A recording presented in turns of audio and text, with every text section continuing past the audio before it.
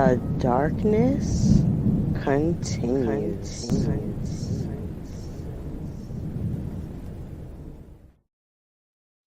Open your mind. Dark Exodus. Dark Exodus.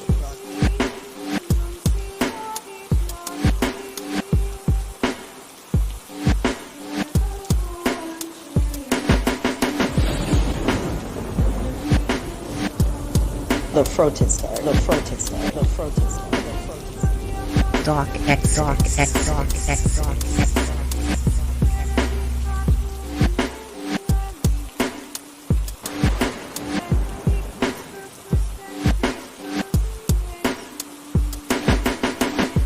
Open your mind.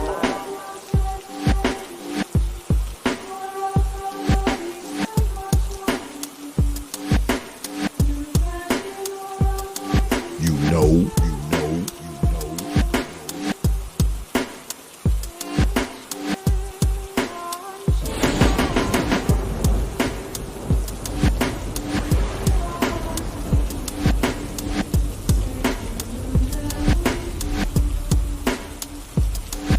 Yeah, X.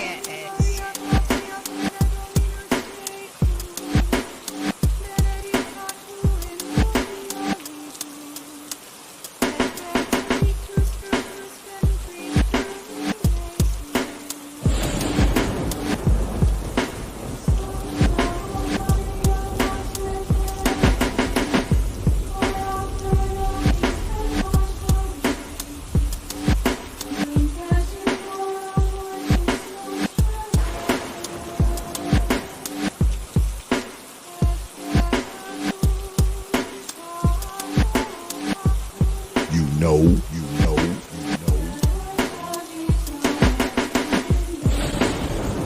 Dark Exodus. You understand?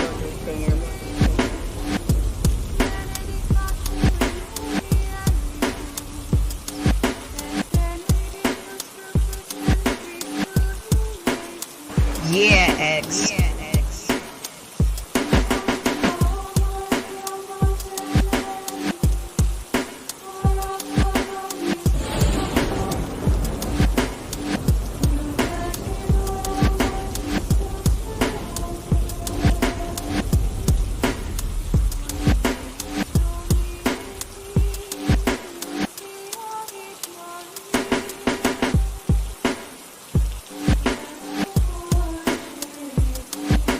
You know.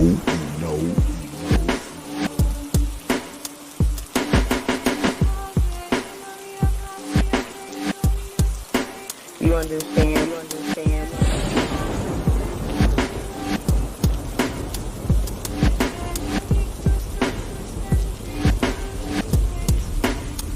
Open your mind.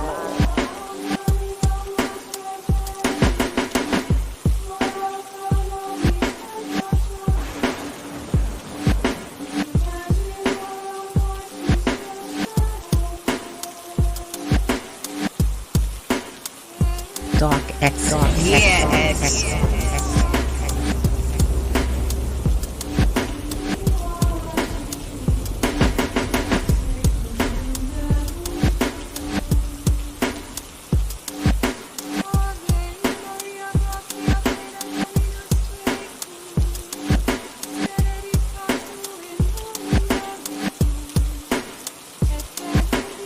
You know.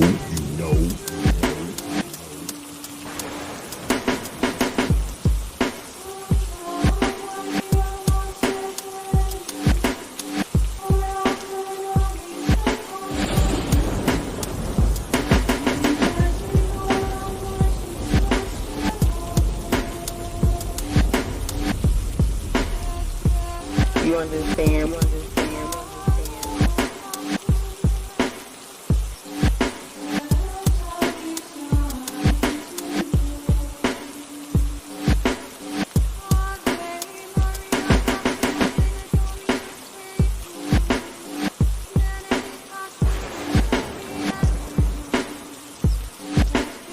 Yeah, X.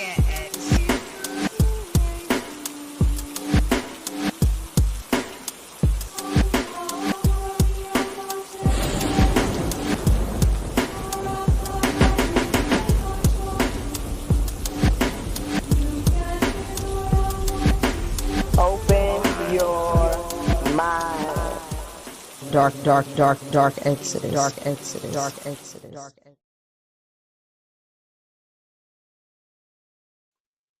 And we are back. Peace. Folk. Welcome back to another edition of the Proper Thought Series right here on the old T.P.O.T YouTube page. I'm your host, X, of course, but you knew that already. That's why y'all black asses are here. Tonight, we talk about a subject that we've talked about often on the old T.P.O.T YouTube page, the one and only black church. Well, churches in general. I'm not going to just say the black church tonight. That'll probably be our primary focus, but we're going to talk about the church in general because the Southern Baptist Conference has released a report that will make your head spin when it comes to the shit these so-called holy folk be doing up in the church house. But before we get started, y'all know I always start the stream off with thanking you good folks for your likes, your shares, your views, your subs, and of course, your hard-earned pennies, nickels, dimes, quarters, and 50-cent pieces. Because I realize you don't have to do it, man. You don't have to show up to these damn streams. You don't have to watch these videos. You don't have to share them, like them. You don't have to sub to this channel. And you definitely don't have to drop your hard-earned coins on this platform.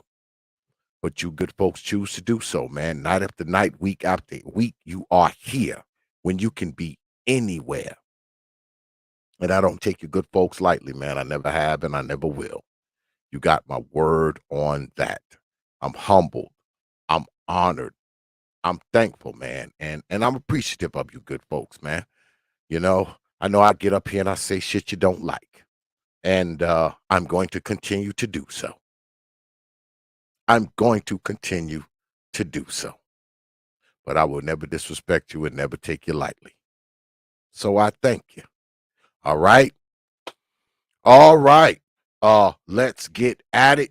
What's good, brother A Truism, aka the Hulk? Brother Survival is here, the resident white man of the old ridiculous race game is in the house. What's good, brothers? I see y'all up there.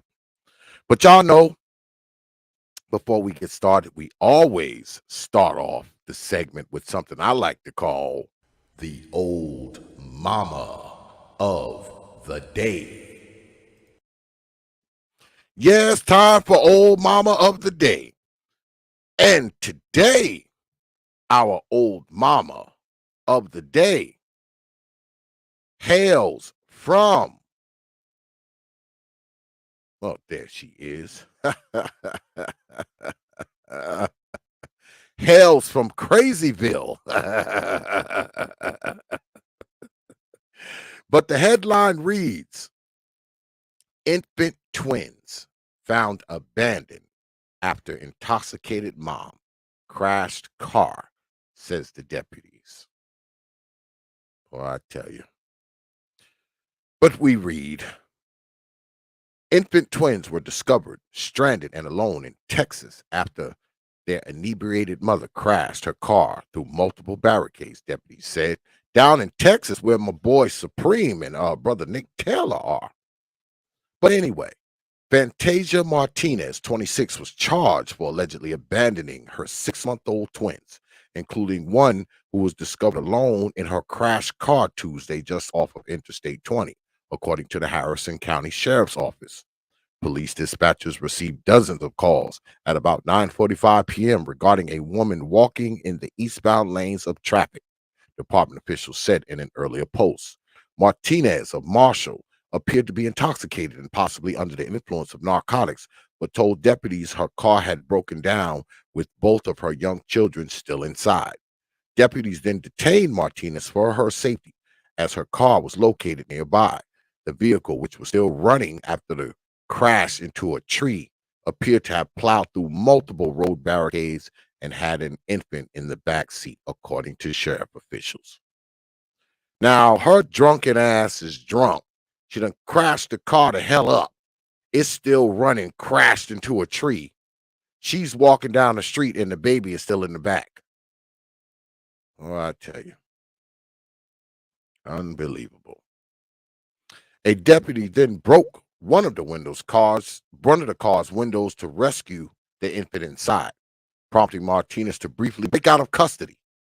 Once detained again, she then started asking about her second child, authorities said.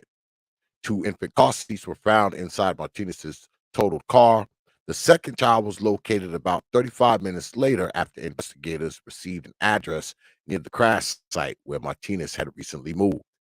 Deputies responded to that address, forced entry, locating the second infant alone and uninjured, sheriff officials said in a statement. So she's got one of the twins in the car with her.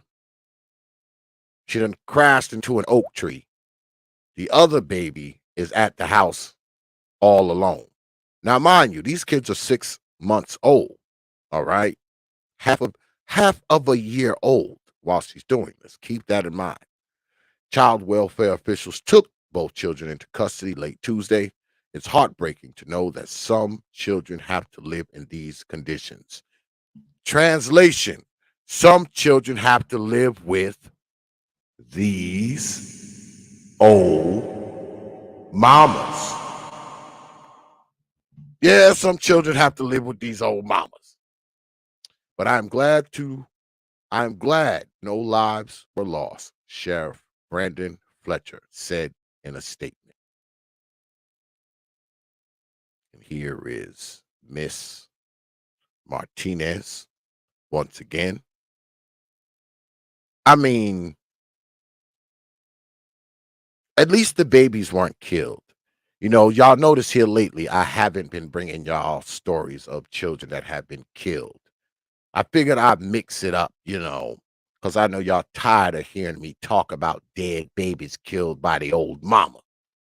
So I've brought you stories here lately of old mamas, but luckily the old mamas have not killed the children, at least not yet.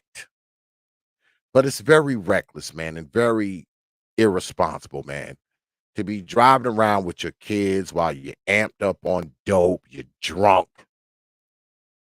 I mean, in this case, she only had one of the kids with her.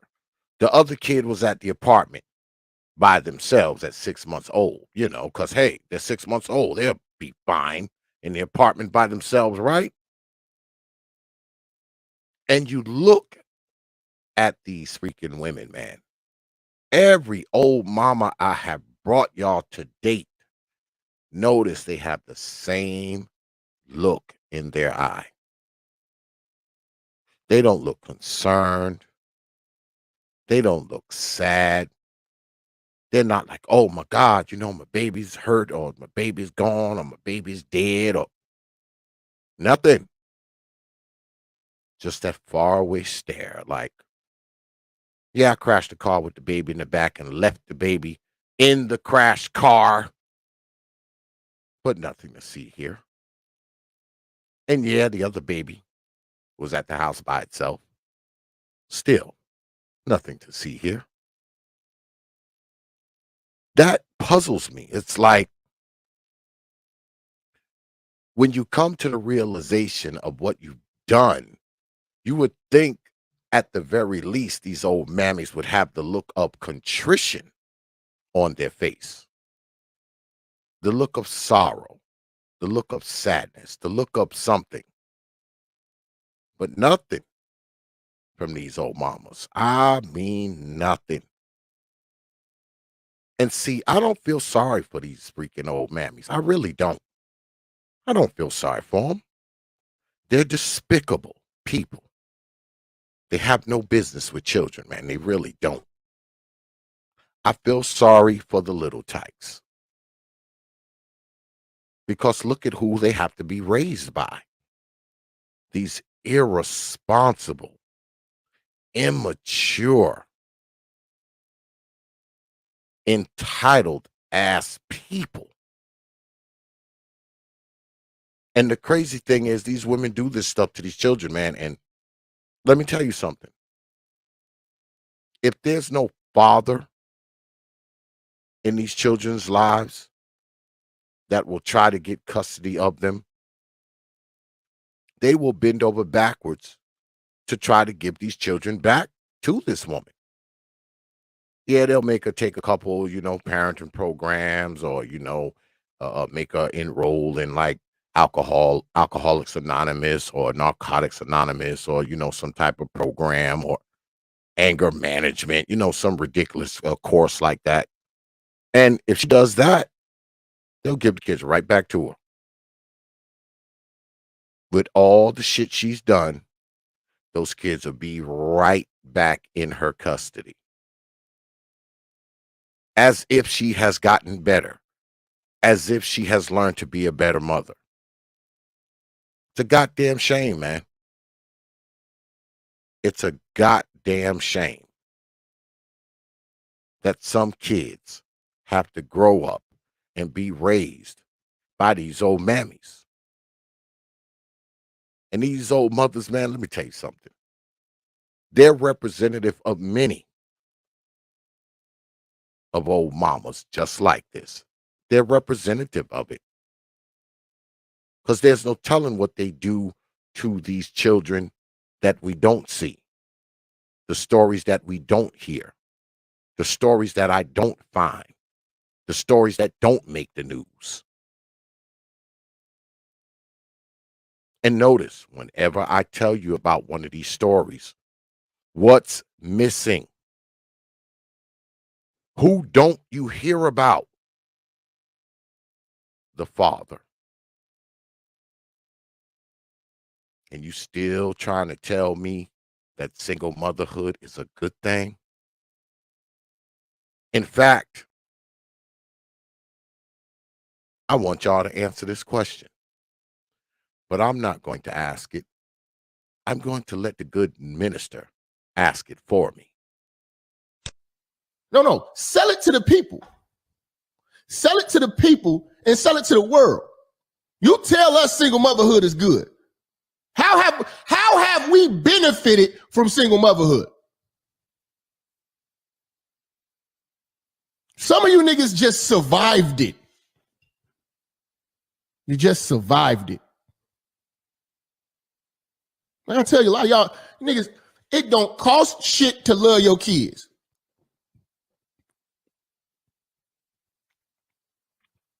They focusing on trying to get their body together so they can go land a new nigga when their kids need love. Where are your kids?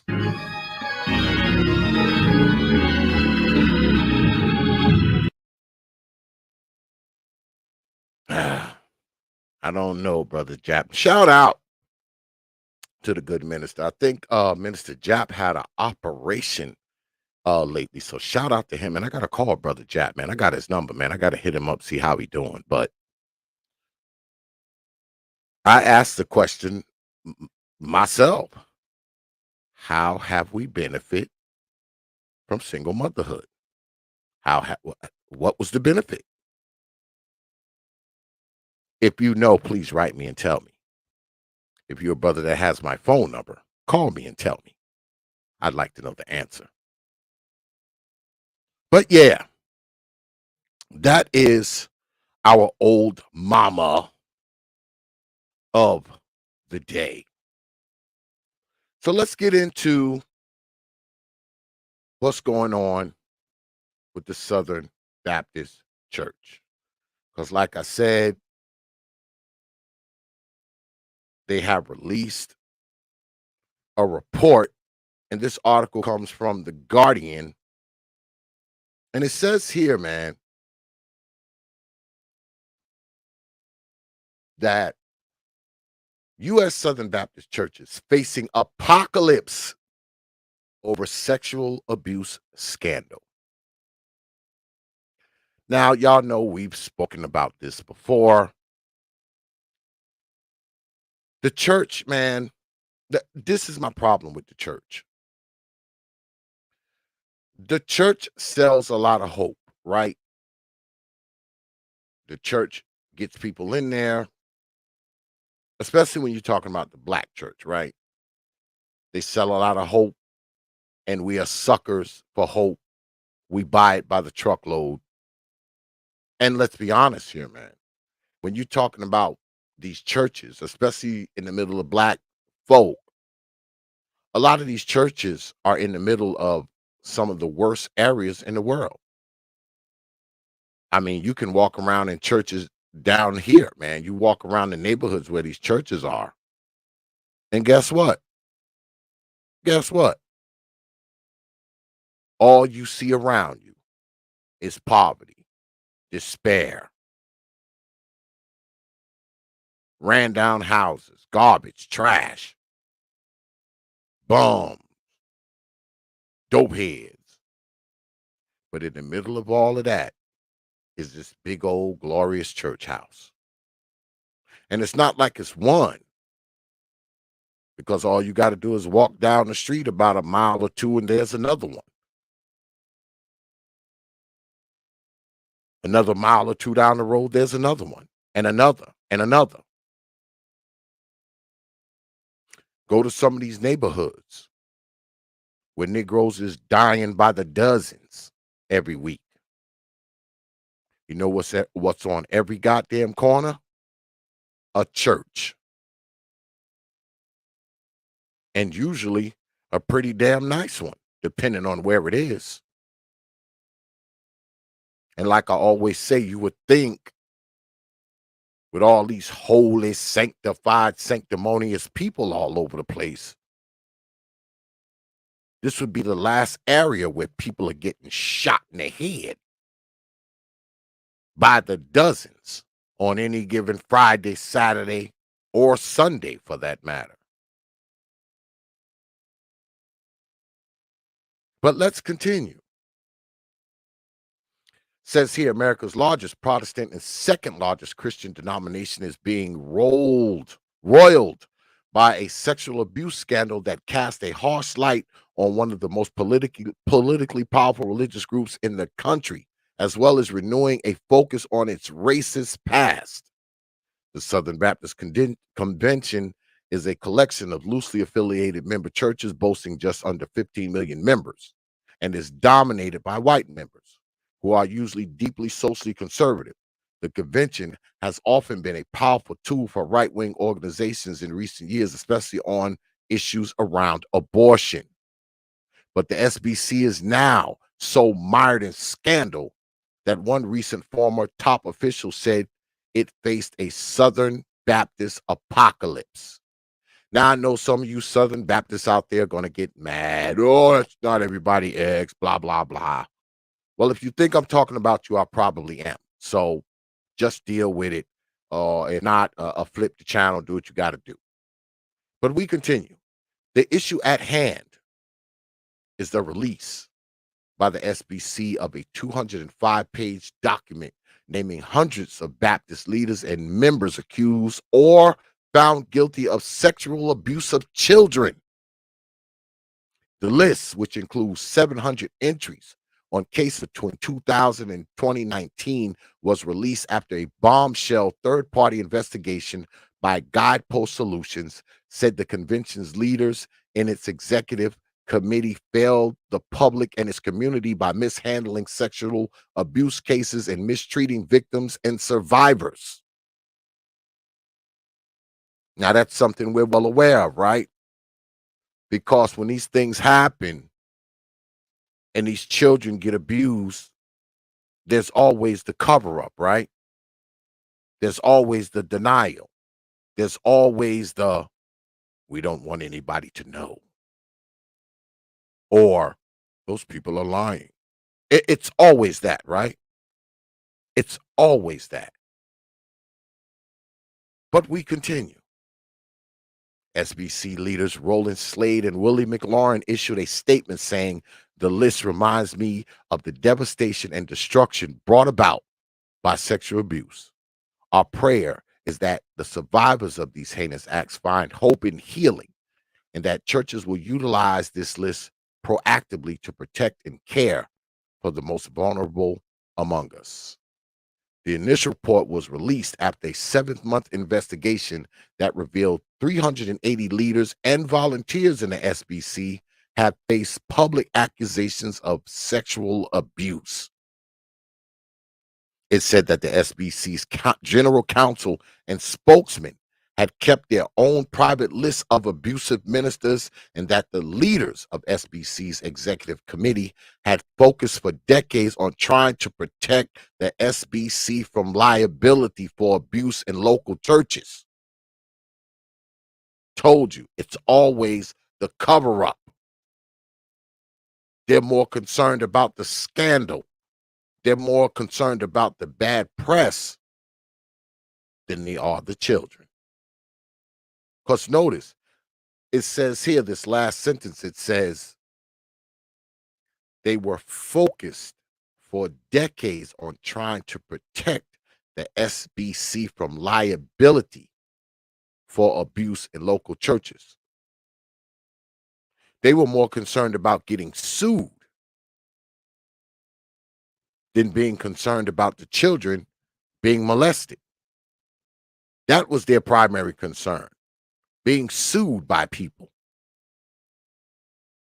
Not the wrong that was being done, not reporting these ministers and these pastors and these church members and these deacons to the authorities. No, they were more concerned about protecting the church's ass.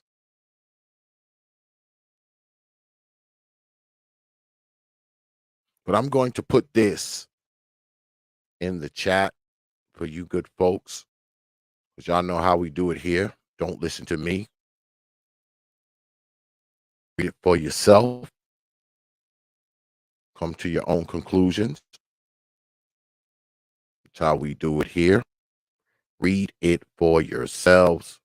Come to your own conclusions.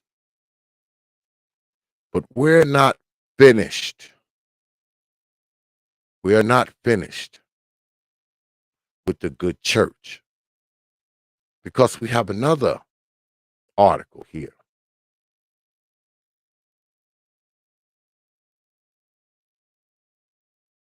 Keep this. It says here, Southern Baptist leaders stonewalled sex abuse victims, scathing report says. The leaders of the Southern Baptist Convention, America's largest Protestant denomination, stonewalled and denigrated survivors of the clergy sex abuse over almost 2 decades, while seeking to protect their own reputation, according to a scathing 288-page investigative report. But we go deeper, because I want y'all to hear this.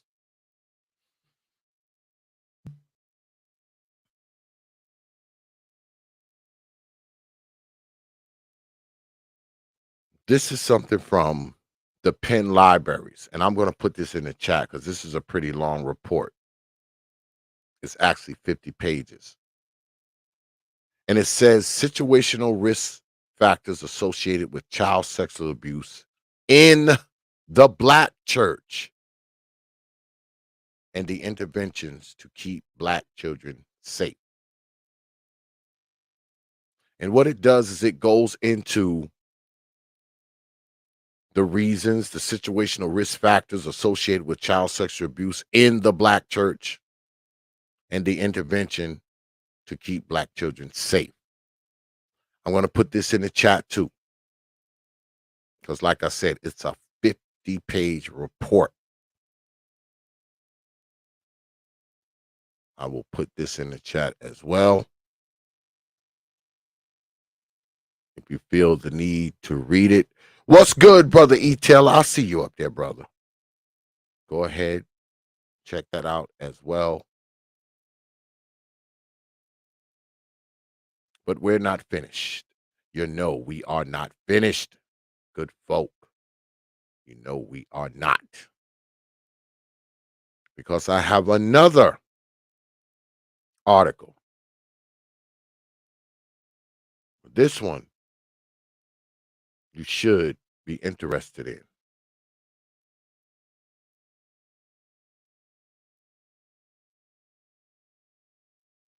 says here, it's time for a reckoning in the Black church. Let's read a little bit of it. Last week, a grieving aunt spoke through tears as she. Hold on a second, y'all. Give me 1 minute.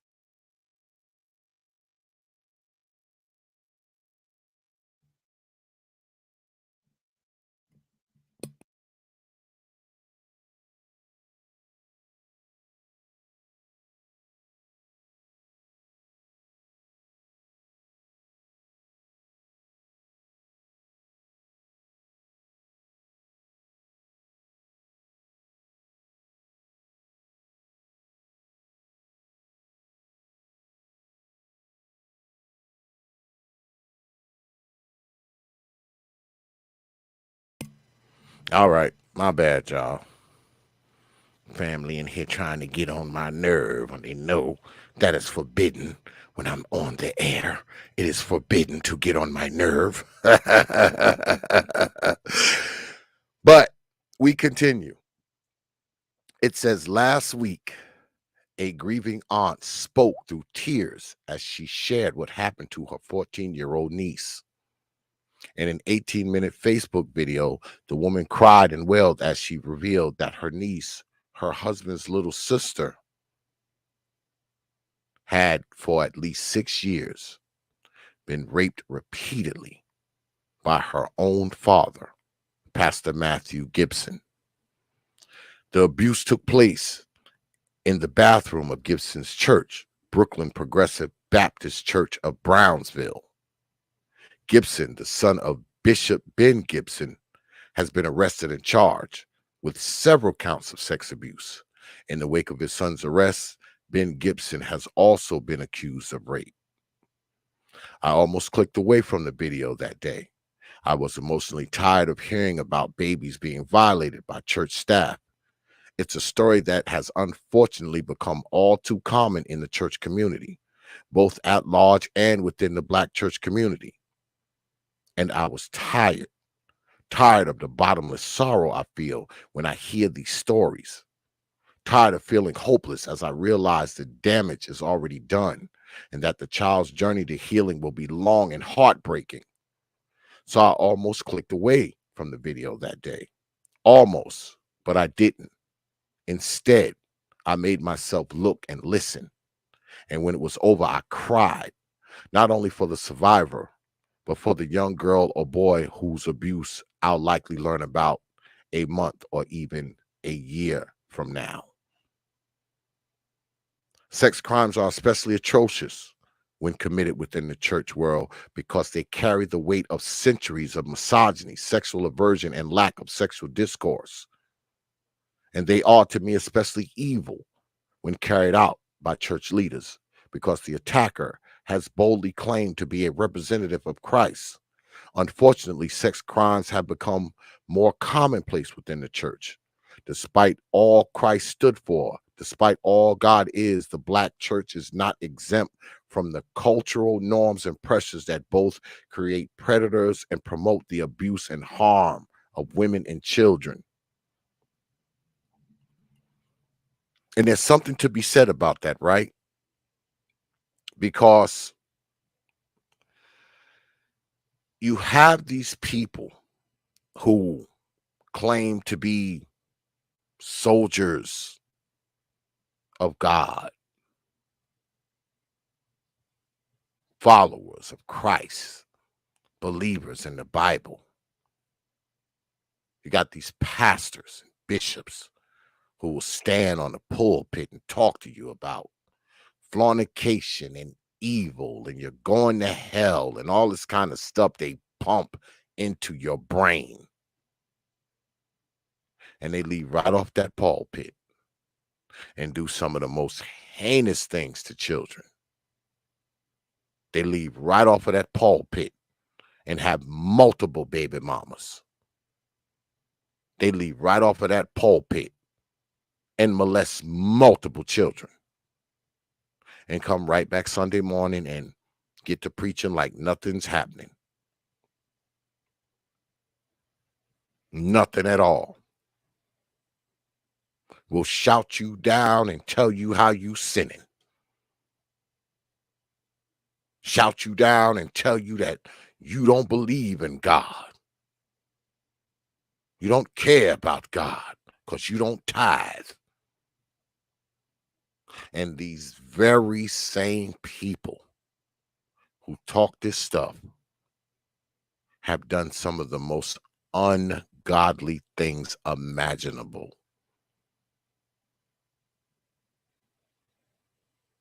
These people don't work for God, man.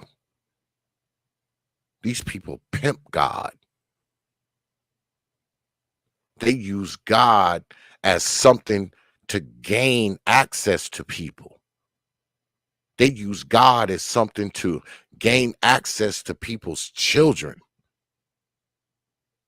They use God to lord over people and manipulate them, take advantage of them, brainwash them.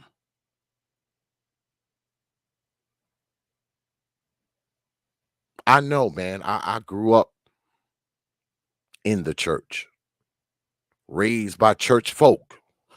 Can't you tell? And I saw a lot of this stuff too. A lot of church people in my family, pastors, bishops, ministers, Sunday school teachers. A lot of these people in my family, man. And I saw some of the most ungodly, satanic crap. And usually it would be on the same day. Church on Sunday, sinning Sunday night. Because for some reason, man, a lot of us have used the church as a washing machine, right? It's sort of like your laundry. You go out and you work and, you get your clothes dirty. You get your work uniform dirty. And you take your laundry and you throw it in a washing machine. You wash the dirt out of it. You put it on. And you go right back and dirty it up the next week. But on the weekend, you're going to take all those clothes you wore that week, throw them into the laundry, throw them into your washing machine, add your soap, your detergent, and those little packs that be in the plastic that your wife use, and it washes all the dirt out, and they're clean once again. And I think a lot of us, man, we use church like a washing machine. We take 6 days out of the week and do all our dirt. We dirty ourselves right on up. And then go in there on Sunday and we walk in there and church is like a washing machine. It just washes all the dirt away. And now you got those other 6 days to dirty yourself up again. And I'm not just talking about the people in the congregation. It's the people who are in the pulpit too. The pastor, the reverend, the bishop, the deacon, the church ushers, the Sunday school teachers.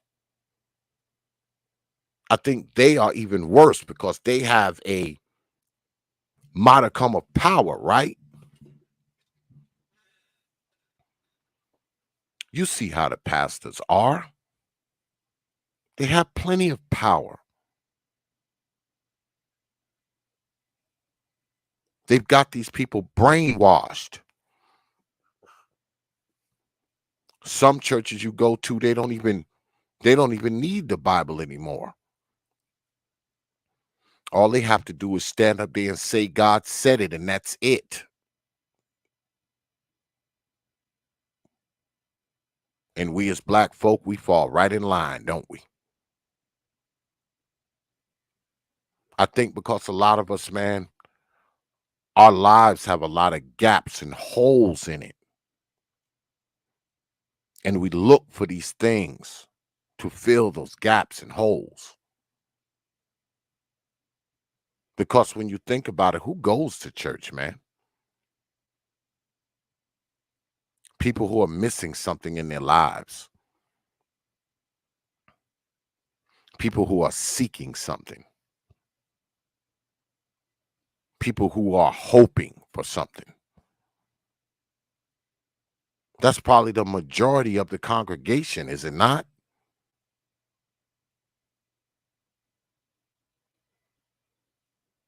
People who are helpless.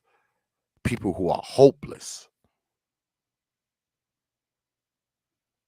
People who are broke. People who are looking for fulfillment. People who want to believe in something. That's got to be most of the people in church, right? And the church will take advantage of it.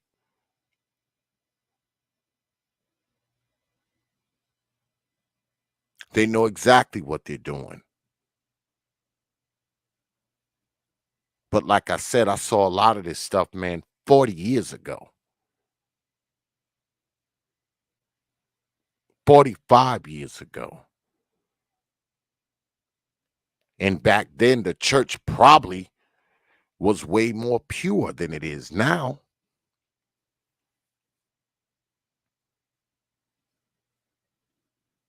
I thought back then that it was all about taking the message of the church and sending it out to the world, because you wanted people in the world to have the beliefs and the mind frame of the people within the church. The message of the gospel, the quote unquote good news, as they call it. I always thought that the church was supposed to be insulated from all the crap that was outside of it, outside of God's word. But nowadays, the church is just a reflection of the world, because some of the debauchery and foolishness, the pain, the sorrow, the misery, the dereliction, the degeneracy is in the church. The church is not separate from this stuff.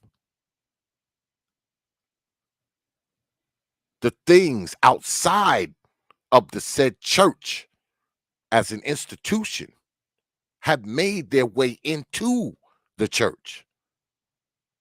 I say again, the church is a reflection of the world. It is no longer separate from the world.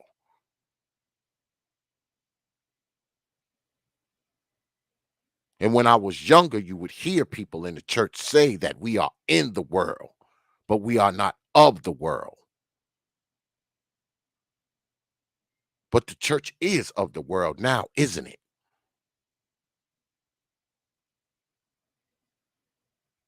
The abuse of children, the promiscuity, the corruption, the thievery, all of that is in the church. The pastor got 4 and 5 baby mamas. The pastor's embezzling money.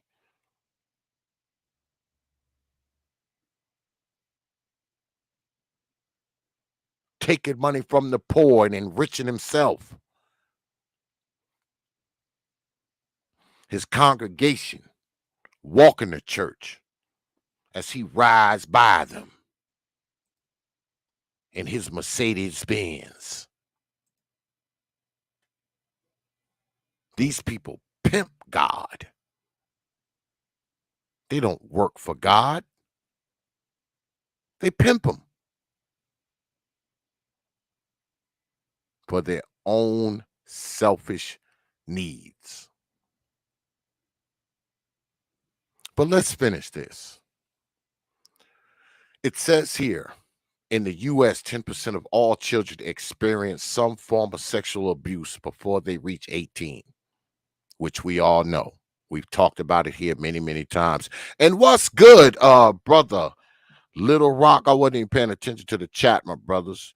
Brother Little Rock, what's good with it, man? Brother Ragnarok is here. What's good, brother Ragnarok? Brother Lawrence is here. What's good, brother Lawrence?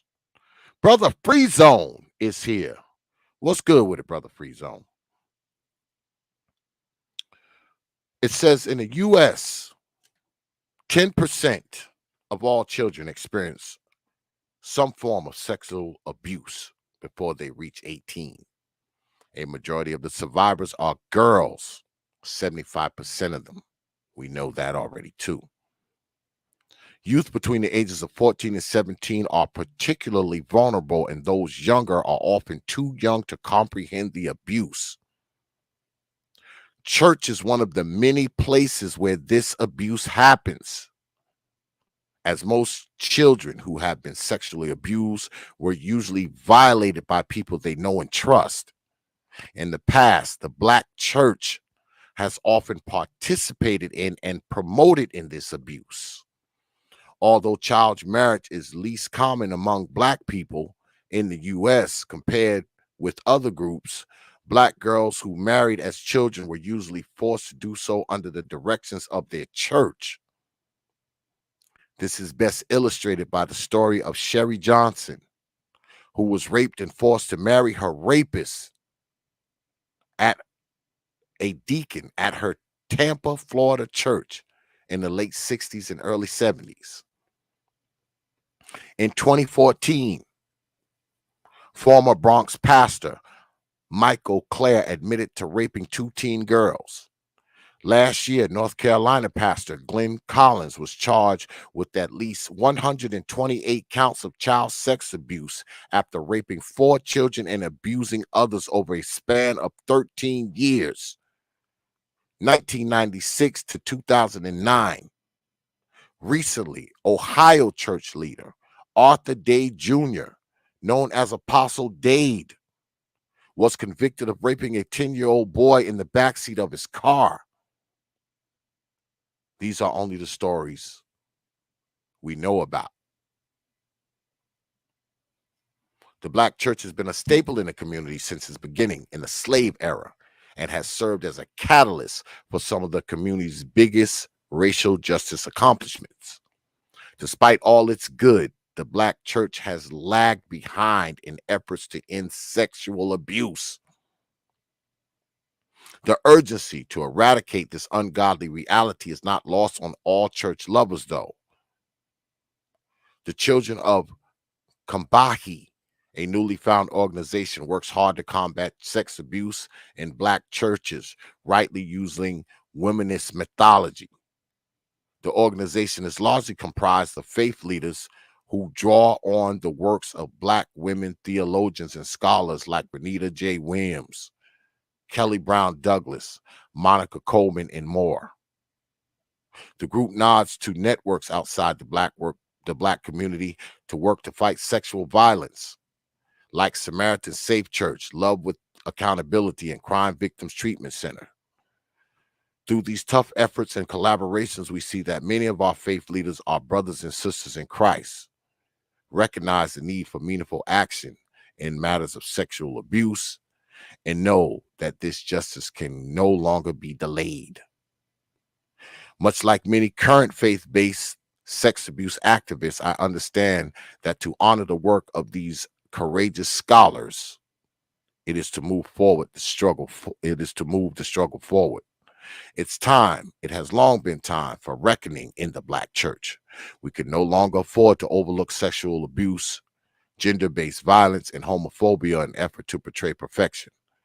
We can no longer chain women to abusers, link boys to coldness, and perpetuate power structure for the sake of an image. But this is what we have, man. This is what we have. And I'll put this in the chat as well.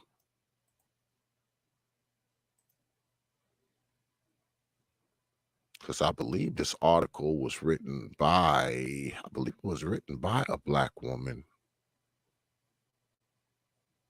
I'm not sure. I think it was. And it's weird. I found it odd, man, looking at this article, because usually women, what's good, brother Big Pontiac? I see you up there, man. Usually women are not attuned to this kind of stuff. Usually they just kind of overlook it, right? They overlook what the pastor does, don't they? Because the pastor is God. The pastor is Jesus. These things happen, man, and the church goes along with it. They go along with it, man. I'm about to show y'all a familiar face.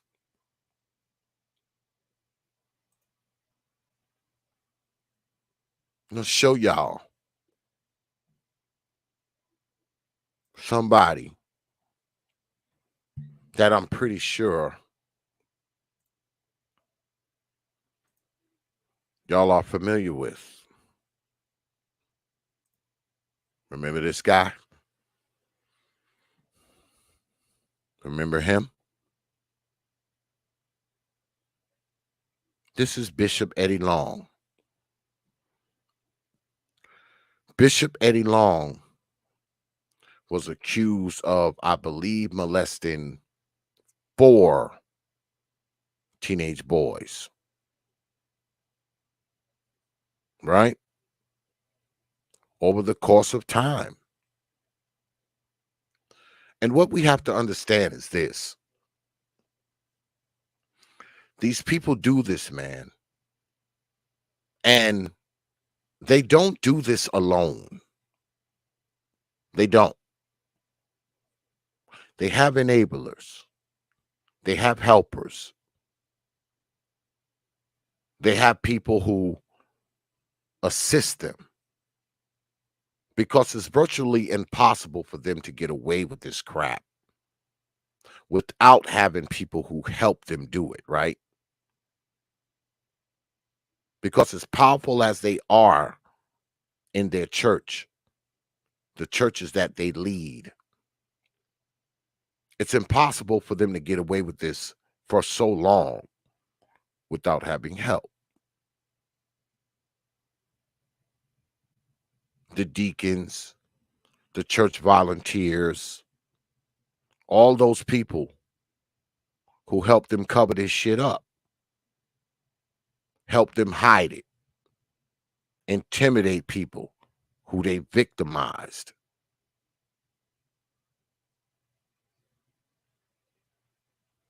Someone like Eddie Long finally got exposed for doing this. And his church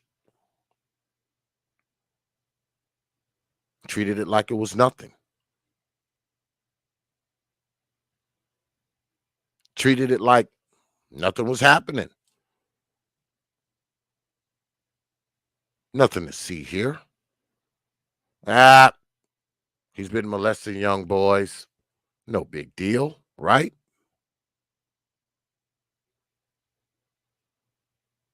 Sending them pictures of him in his Speedo outfits and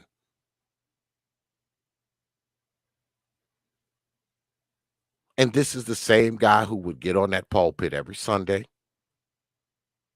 tell you how you were sinning and how you weren't worthy of God and how you're fornicating and how you going to hell.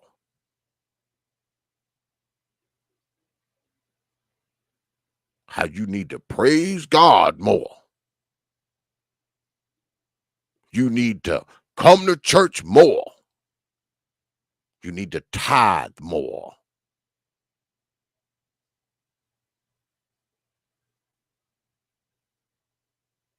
But the whole time, doing some of the most ungodly, demonic, despicable things ever. And he had help. Like I said, these people don't do this alone. They have minions that they send out to cover up, to intimidate people, because these people have power. You think these dudes can just be molesting all these kids for years and years and no one knows? The only one knows is him and the kid? Absolutely not.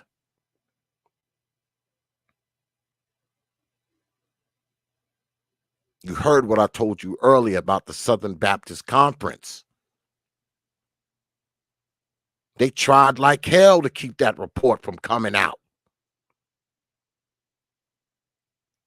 They didn't want anybody to know that they were molesting kids for decades.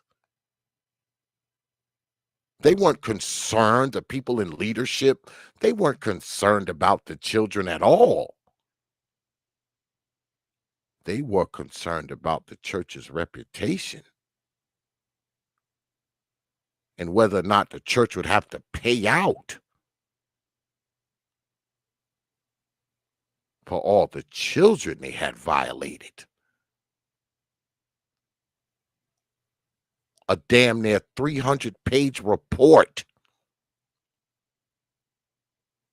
Pastor after pastor,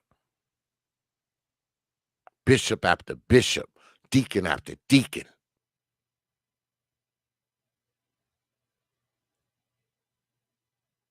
People who had been arrested, indicted, sentenced for molesting children. And the church itself wanted to hide it.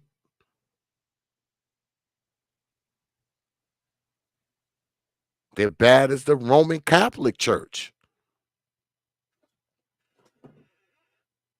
The story blows up, and the first thing they do, they move the preacher to somewhere else, send him off to another church to molest more folks.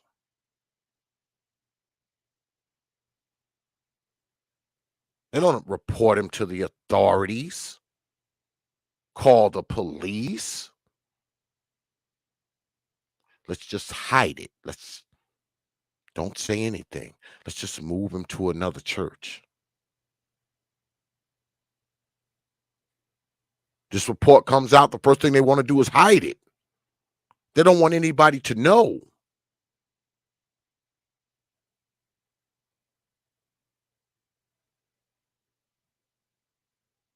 And it's not just the church.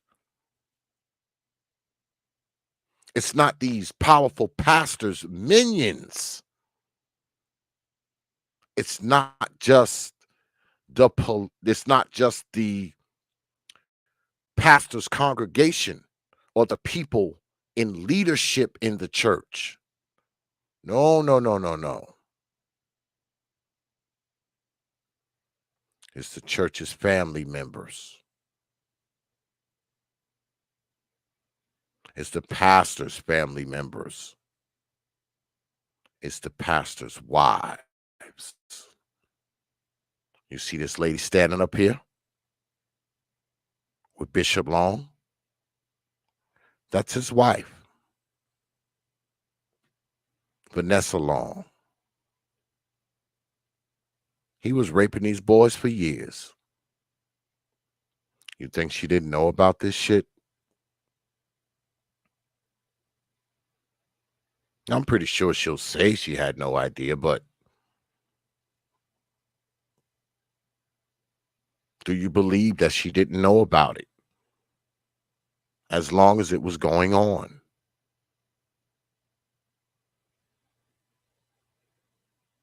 She had to be fine with it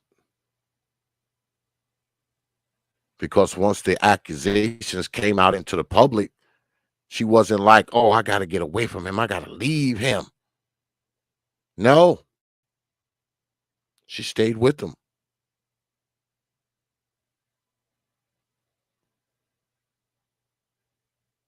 I think she eventually divorced him, but I don't think she did that till like 3 years later. She stayed with him while he got up there and continued to preach every Sunday morning. Because even if she didn't know, which I don't believe, but even if she didn't know, once it came out, now she can't say she doesn't know, can she? She stayed with him after that.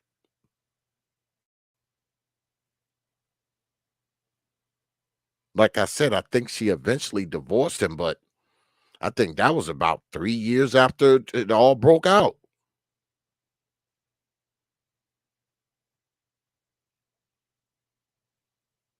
Knowing he done molested them boys. Knowing he had them boys at his ranch. Doing all kinds of shit to him. Knowing that he had paid them off to keep them quiet. She couldn't say she didn't know then, could she? She couldn't say, I was unaware he was molesting those children. No.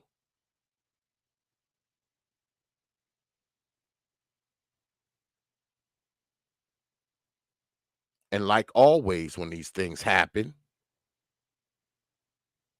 and these women find themselves in the middle of it, what do? Make themselves out of the victim, don't they? In fact, let me show y'all this. Let me show y'all this.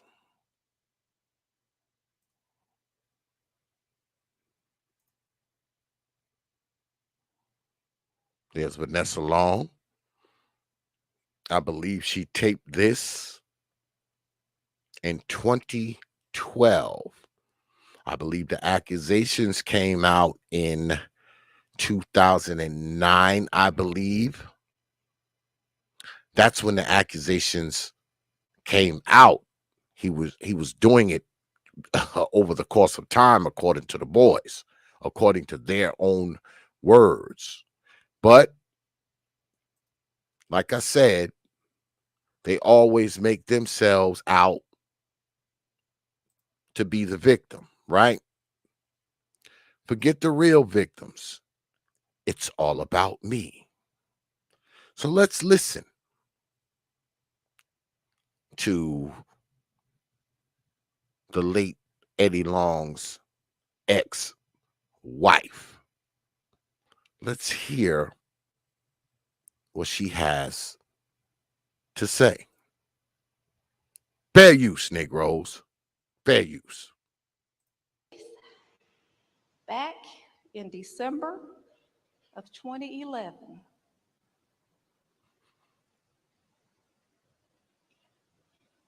I was in the middle of a storm and I got off the ship.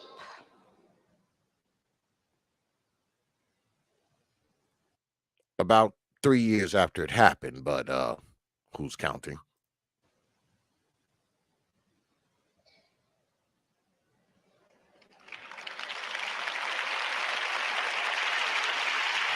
And you see this bullshit, Bo. Now, she said that statement damn near a minute ago. And now she's going to stand up there and give this long, pregnant pause. And while she gives this long, pregnant pause, our dumb black asses is out in the damn audience clapping. What are we clapping for exactly? What is clap worthy that just happened? Or did I miss it? Did I miss something? Was there something applause worthy that I missed? Let's continue. Fair use.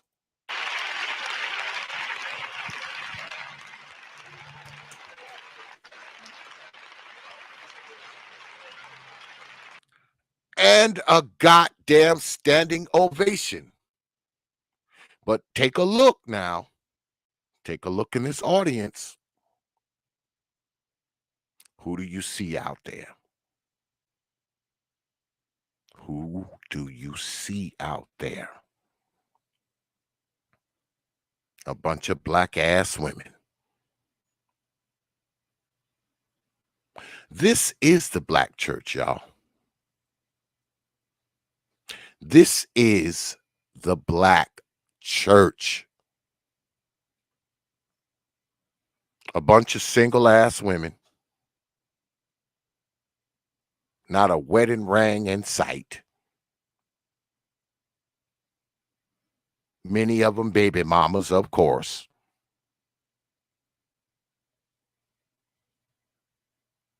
And many of them, they facilitate this.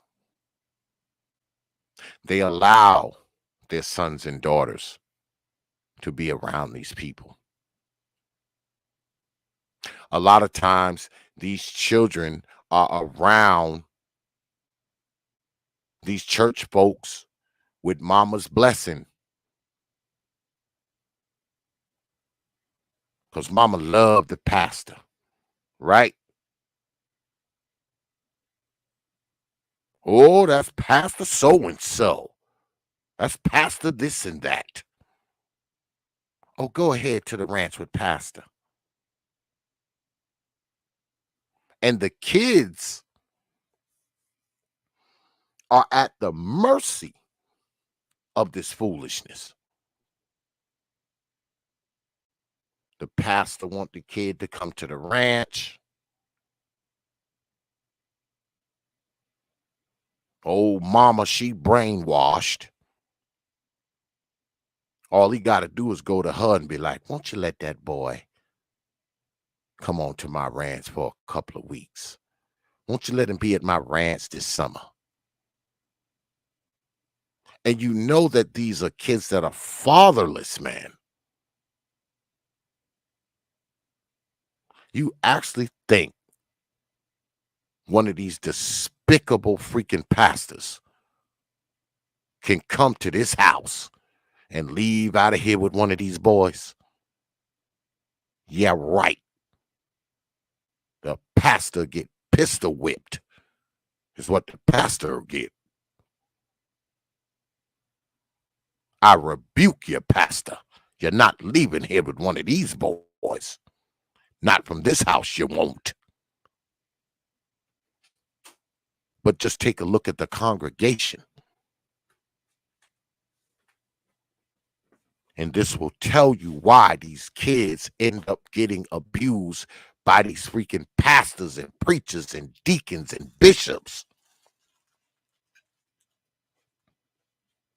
Because the babies is at Pastor Ranch with their blessing. They're serving these babies up to these pastors. Let's continue.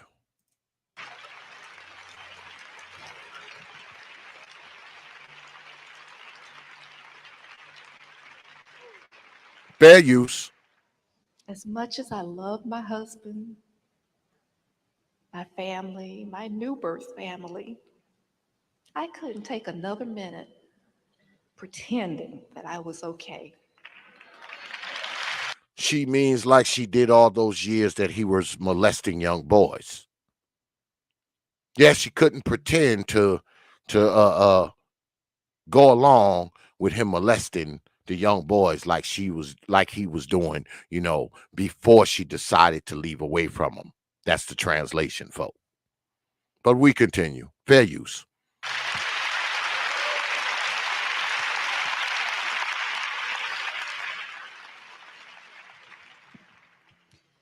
It was an incredibly difficult decision to make.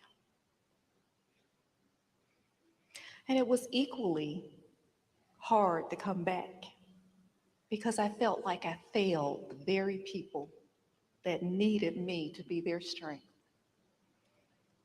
After all, you felt the storm too, and yet you stood. But then I realized that the best thing that I could do was to let you see me as a woman, just like you. Exactly. A woman just like you. A woman who went along with him molesting children of the people in the congregation. Yeah, that's right. A woman just like y'all. I bet you there's old mamas in that audience right now that Eddie Long molested their kids. And they probably ignored it. Because you know how these old mamas are, right? Kids getting touched. He come to old mama. Mama like, oh, pastor ain't doing nothing to you, boy. Stop lying. That's the pastor. He wouldn't do that. Deny it. Accuse the kid of lying. Shoot, even go upside the kid's head when they make an accusation. They do that when some Negro they dragged in the house is molesting a kid. Mama, your boyfriend is in my room at night. No, he ain't. That man ain't bothering you. Why you lying on that man? So how easy do you think it was for these ministers to do this to these children? Probably way easier than it is for mama's boyfriend to do it. But we continue.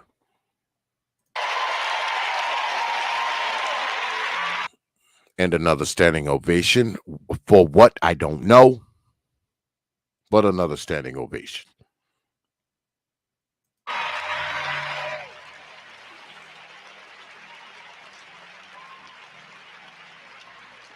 A woman capable of making good decisions and a woman capable of making bad decisions. Yeah, like the decision to let your damn kids be around this damn homosexual pastor who has an affinity for young boys. Like a woman who will stay married to a man who has been caught, exposed for messing with young boys. Like a woman who I know saw the photos he was sending to young boys and still chose to stay with him for years after that. But we continue. Fair use. God causes everything to work together for good. Instead of condemning myself, I can use what happened as an opportunity to minister to someone else going through a storm.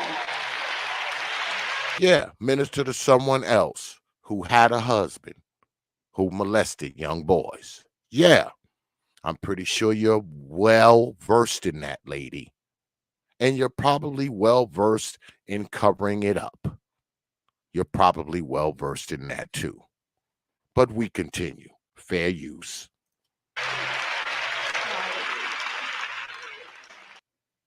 Spelling God checks damn it. are so Commercials. 90s. It's time for a writing tool that can actually understand what you're trying to say. Meet WordTune. Oh, that's the end of it. That's the end of it. He's been investigated by Congress, sued more than a half a dozen times, and his megachurch once was worth nearly $100 million. Now, with his church showing financial strain, his wife filing for divorce, Bishop Eddie Long's finances are under the microscope. Investigative reporter Jody Fleischer has questionable business deals even Bonus Congress clip. didn't uncover. This is a We've bonus spent the clip. past 6 months on the paper trail of Bishop Eddie Long, what little paper there is, because his church and its dozens of affiliated companies file very few public documents. And when we found Long acting as both the buyer and the seller on the same deal, following the money became next to impossible. The buyer and the seller of the deal. He was literally selling things to himself. I mean, but that it's all part of it, right? It's never one thing. It's never just the corruption, right? It's never just the abusing of children, right? It's always the abusing of children, the embezzlement, the different baby mamas, the shady deals. It's always, it's never the one thing. It's always a cascade of things with the church. But, excuse me, but we already knew about the church, didn't we? We already knew about the church.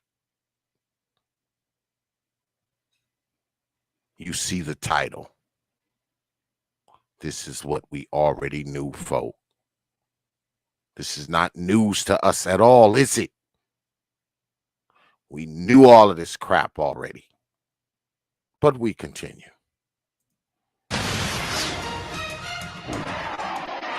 Bishop Eddie Long's G2 planes were certainly his loftiest symbols of power. He's flown presidents and rubbed elbows with the rich and famous. But just who was paying to keep the bishop flying high? A company called Bel Air Aviation bought the first plane in 2001, then leased it back to New Birth Missionary Baptist Church, even though Bel Air's address is the church. 2 years later, Long put the plane in his own name, signing as both buyer and seller. There's no price listed in FAA records. Long eventually sold that plane and bought this one and signed a $30,000 a month lease with a for-profit audio-visual company. Their address is also the church. The lease says the company would pay the plane's property taxes, but tax records show the church did, nearly $85,000 worth. Long sold that plane in November 2010. What you're describing is a very complicated series of transactions, maybe intentionally. Jack Fishman spent 25 years as an investigator for the Internal Revenue Service. He says those transactions raise questions about Long's care in separating church property from his own. In court transcripts, Long, under oath, has said, basically, Bishop Eddie Long Ministries is Bishop Eddie Long, and that his tax-exempt nonprofit bought him this house on Hunt Valley Drive. The assets from that charity have to go to a charitable purpose, or at the end of the life of that charity have to go to another charity, not to an individual. In 2002, Long told the IRS the charity had dissolved and that all assets have been transferred to New Birth Missionary Baptist Church. But a year later, he signed this deed on behalf of the ministry, putting the house in his own name. I would have some questions concerning the filing. It appears to be suspicious. Then Long took out 3 more mortgages, including one for $1.6 million. In 2006, he finally did give the house to the church, but that last loan wasn't paid off until 2009. Does it appear that he was using the church to finance his personal debts? On the face, it appears to be some very questionable transactions. No shit. I'm pretty sure they all do that. Do you actually think that these freaking mansions that they live in and the jets that they fly around in and the helicopters and the Mercedes Benzes and the Rolls Royces and the freaking BMW that the first lady of the church drives is bought by selling books, counseling folks? No, it all comes from the church, because church has that tax exempt status, right? They buy a car, oh, I'm buying it for the church. They buy a mansion, oh, this is the church's mansion. They buy a boat, oh, this is the church's boat. Buy a plane, oh, this is the church's plane. Unreal. Fair use. Senator Chuck Grassley led a congressional investigation into lavish lifestyles at 6 ministries, including Long's. And I was very disappointed. His report noted the $1.6 million mortgage Long took out, but the senator did not note the very next day Long made a loan of his own for $2 million to former Atlanta Brave and Falcon Brian Jordan for a failed luxury development in South Fulton. If these things were going on in my church, I'd be asking questions. And we tried. For months, a spokesman told us Long just wasn't available. Bishop, we just want to ask you a couple of questions. When we finally found him, Long never got out of his Bentley and drove away from our... Never got out of his Bentley. You know, the Bentley that you people who go to his church paid for, by the way. camera. And Long's personal financial troubles are mounting. He's agreed to a nearly $2 million settlement over a defaulted bank loan, and he owes $200,000 to a developer. Last summer, he settled with 5 young men who claim he seduced them. In October, church members sued Long over $1 million in failed investments sold. Notice, they're more focused on the money. But at the end, they had to mention it. They couldn't they couldn't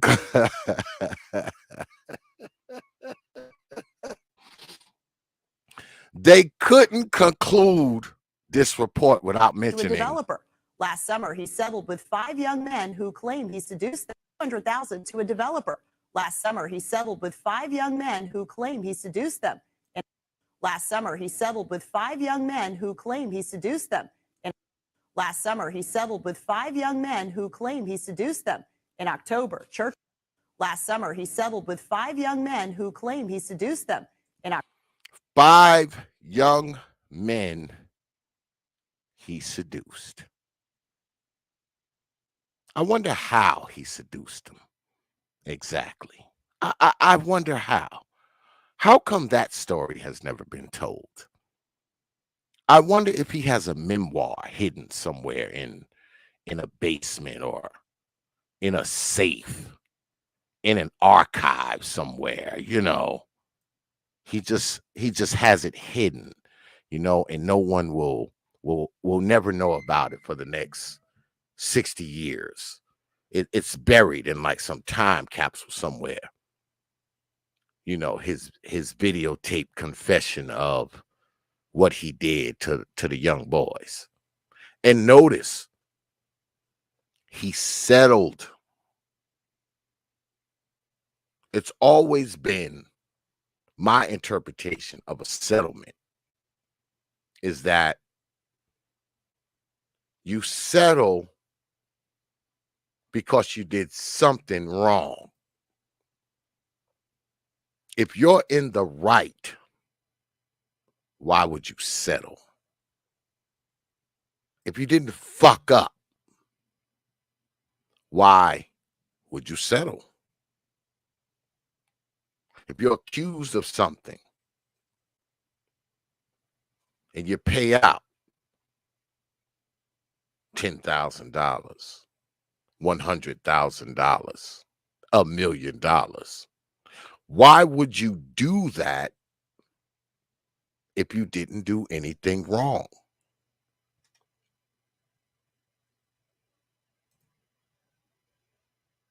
if you didn't screw up, if you didn't do something at least close to what you're being accused of. You would think if you didn't do anything, you wouldn't settle, would you?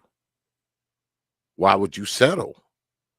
You'd take that $1 million or $100,000 or $500,000 or whatever it is and give it to your attorneys and have them fight the allegation if you did not do it. If the allegation is false, why would you give someone $1 million, $10 million, $20 million, whatever you give them? Why would you give them that?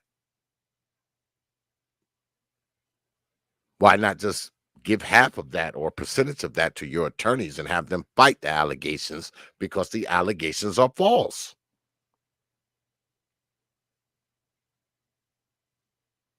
And I think he gave out millions of dollars to those young boys. Millions.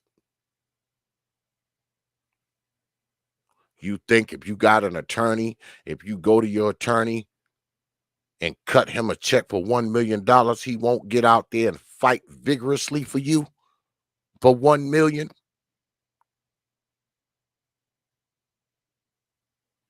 What I believe is your attorney probably said, hey, we need to just pay this out and make it go away. When you settle, you just want it to go away. You want it to go away. Why? Because you know that there's something to it. Because what is a settlement, right? A settlement is something that you pay out in lieu of a trial. In fact, you settle to keep it from going to trial. And why wouldn't you want it to go to trial? Because there's a pretty good chance your ass is going to lose.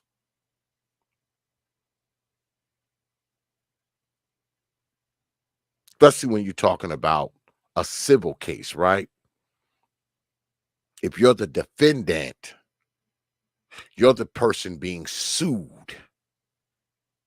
So you don't want to take this to trial because you know there's a pretty good chance you're going to lose. Because, see, a civil trial and a criminal trial is different, right?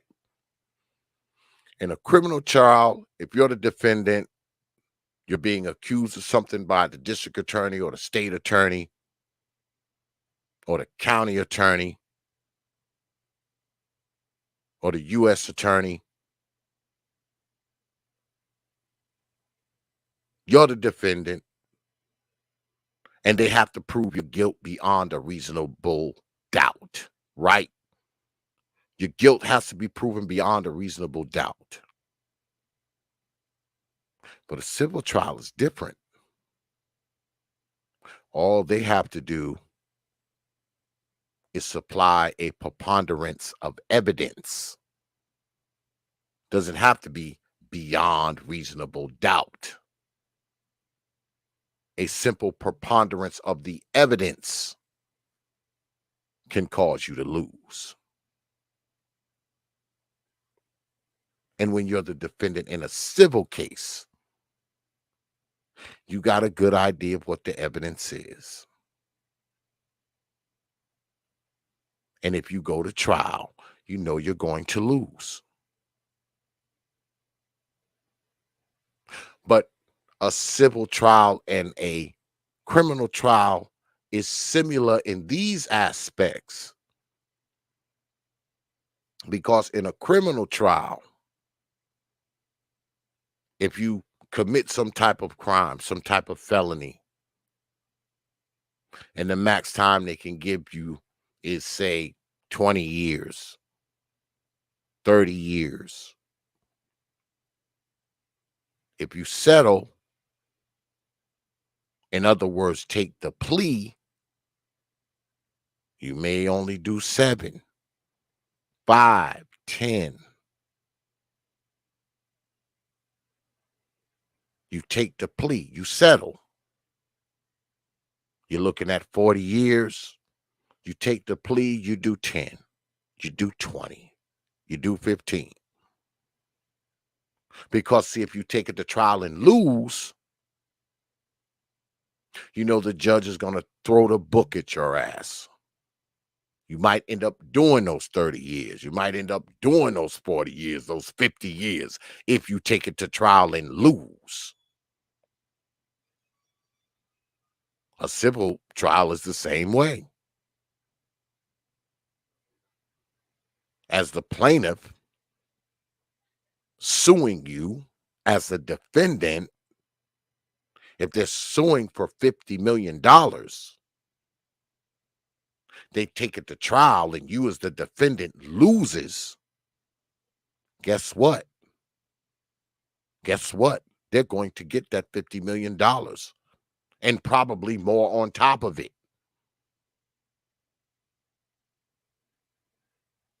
So if you settle, they're suing for 50, you settle for 30, for 20, for 25, whatever it is. Because you know there's a good chance that you're going to lose. Why do you think these cities and municipalities always just pay out when it comes to these wrongful death cases where people get killed by the police? Because you get somebody like Ben Crump come in there and file sues for 10 million, 20 million. So they go ahead, they negotiate with Ben Crump, him and the county attorney from the civil division. Ben suing for 20 million, 30 million. They negotiate for 15. Because the city knows it can't defend a wrongful death suit. They know they cannot win that case. Once someone like Benjamin Crump files, their attorneys in the civil division can't defend it. They're not going to be able to defend those cops who killed that boy. They're not going to be able to defend the actions of the police. They can't call those cops in there and risk having them being cross-examined by Benjamin Crump or some other attorney. So they settle. Suing us for 20 million. Let's go ahead and settle for 12. Let's settle for 15. That's how it works. And that is why when these churches abuse these young folks and they sue, they settle. What else are they going to do? What else? They know they're not going to be able to defend this.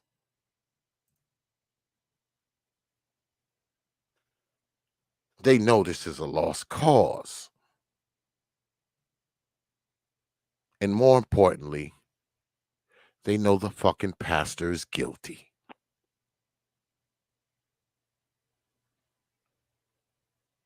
They know he did it. Probably because they were aware of him doing it all along.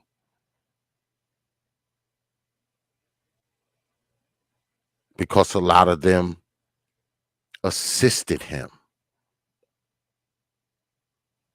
They went and picked up those young girls, those young boys for this man. They intimidated these people's parents to make sure they didn't say anything.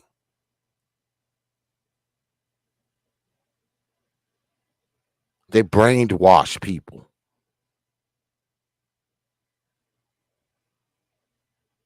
Because I say again, for all the things that were going on in these churches, in the back rooms, in the pastor's office, on the church retreats, the pastor dinners, people were assisting them. A lot of these pastors that were doing this shit to these kids, man, their wives knew. Their wives knew what they were doing. They didn't give a shit about these kids, man. As long as they can drive a Bentley and wear mink coats and walk around with 30, 40, 50, $60,000 worth of jewelry on, a whole closet dedicated to just shoes. They knew what these dudes were doing. They saw those boys at the ranch. They see these damn preachers around these young girls. They knew. They knew. We knew.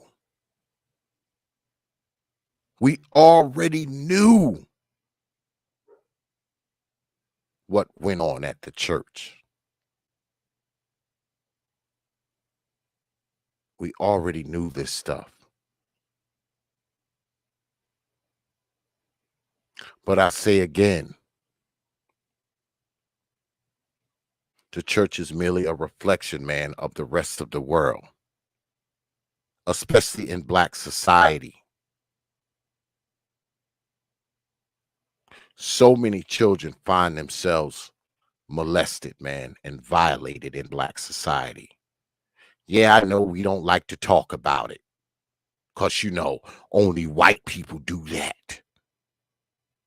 Only white people do that, right?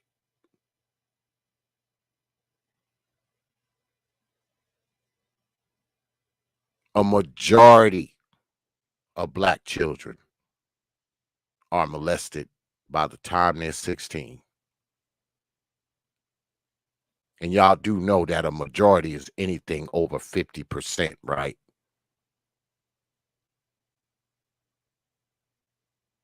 Girls and boys. And 75% of the time is done by somebody not down the street, not some boogeyman, not some old perv who's at the playground watching kids. Nope. Majority of the time, it's someone right within the child's circle of influence. Mama's boyfriend, mama's husband, one of mama's relatives, mama's pastor, mama's pastor.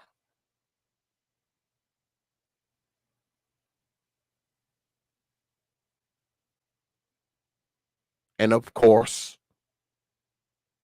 these old mamas will deny it, pretend like it's not happening. because they need to stay in good graces with the church, good graces with the pastor, good graces with the pastor's wife.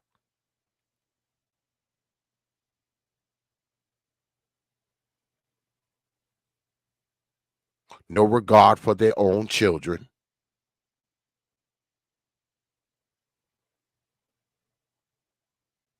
But a church is fair game for these guys. There's no fathers, man. Just a bunch of single ass mamas.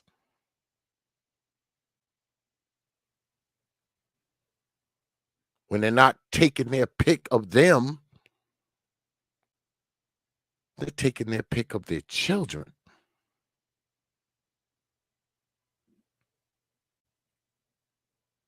There's no man there to keep it from happening. I guarantee you a good 70, 80% of those children who got abused by the church and its members, guarantee you they're fatherless children. I guarantee you they are.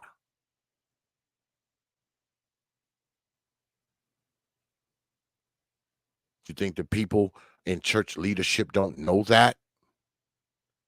They have eyes just like the rest of us. They can see who's in there.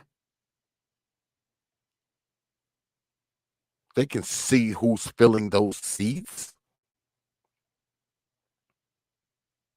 They know it's a bunch of women in there with kids.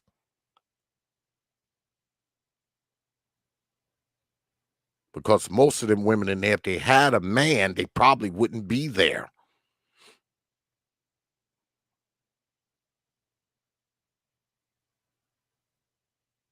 They probably wouldn't even be there.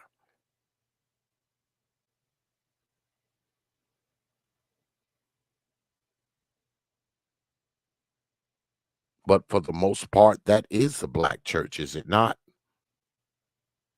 Mostly women in there praying for a husband. God gonna send them a husband.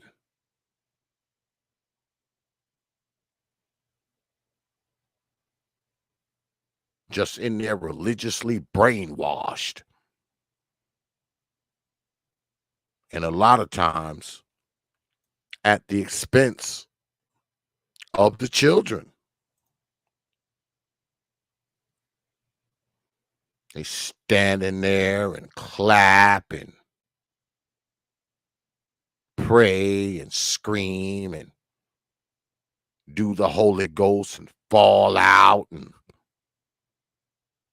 do all this bullshit.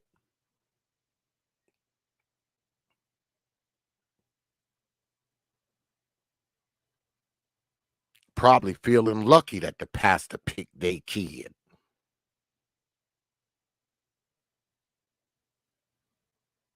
Because just think about these young boys. These 5. I thought it was 4. It's actually 5 that we're aware of that Eddie Long was molesting, or as the reporter said, seducing.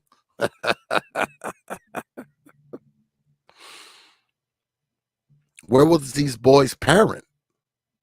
Notice I say parent, singular, not parents, plural. Where was these boys' old mama at? How was he able to get access to these children? How?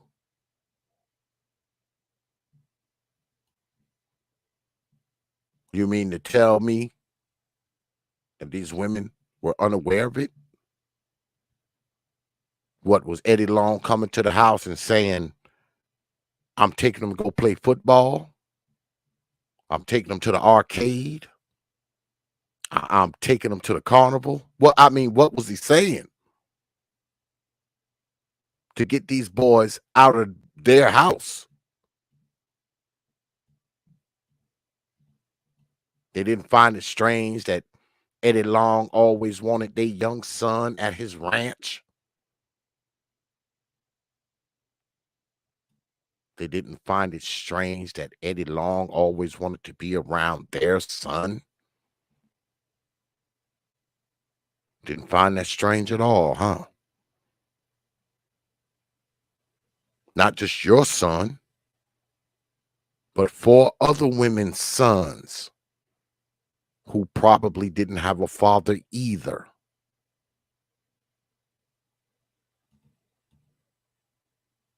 No one found that odd. No one found that peculiar.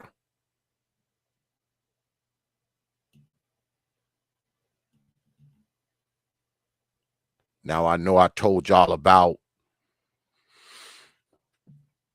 the Southern Baptist Conference, and in the black church's defense, many black churches have separated themselves from the Southern Baptist Conference because they say, you know, the Southern Baptist Conference is based in racism and is bigoted and all that kind of stuff. So some of the black churches have separated themselves from the Southern Baptist Conference. A lot of them did it years ago. Because this shit goes on in white churches too.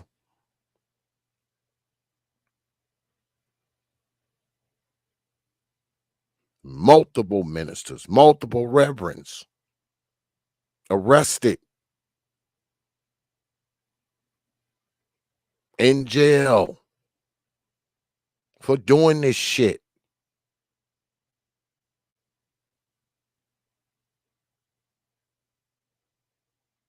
This is what happens when you have a lot of children under the guardianship of women.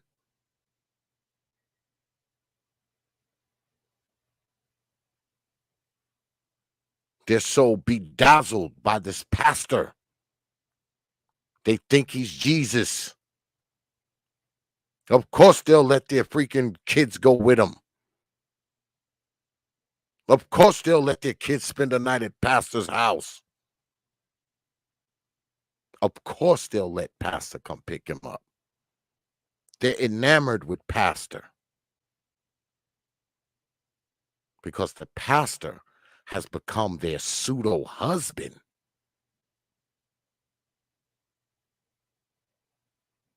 He's their husband in Christ because they don't have a real one at home. He's the closest thing to a husband they're ever going to see. And not only that, he peddles them hope, right? He tells them to pray for their husband. God gonna send you a husband, girl. So they come with that hope. Brother Art, my brother, what's good with it, man? So they come to the church with that hope and they clasp their hands together and bow in prayer.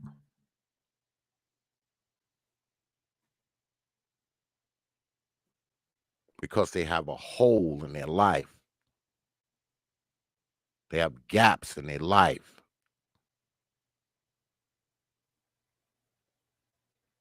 And those words of the pastor temporarily fills those gaps, right?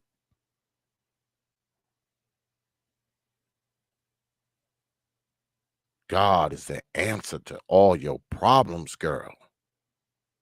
Just come here. Put your rent money and your light bill money and your gas bill money and your mortgage money in this tithes box, in this offering box, and it's going to be okay.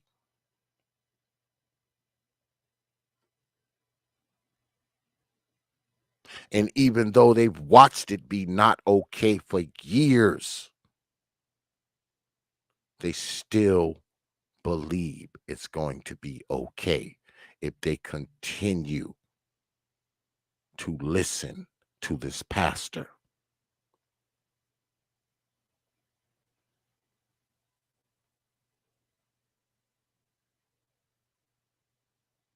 Let your kids come with me. It's going to be okay. Let your kids spend the night at the retreat with us. It's going to be okay. Don't worry about it. I'll have all the kids at my house. It will be okay. I'm the pastor. You can trust me.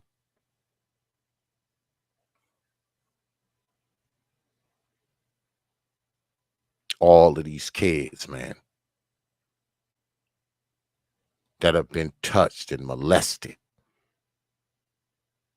by these so-called sanctimonious folks. You think their mothers didn't play a part in that?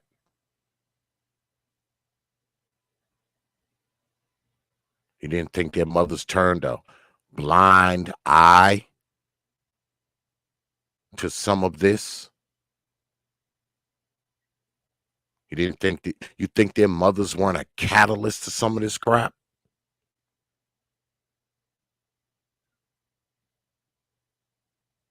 And I'm not just talking about indirectly, directly.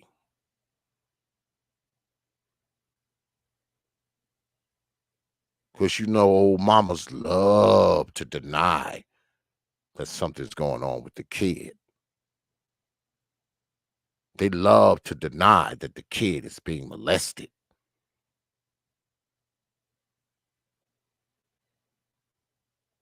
Because it comes right on back to old mama's selfishness, doesn't it?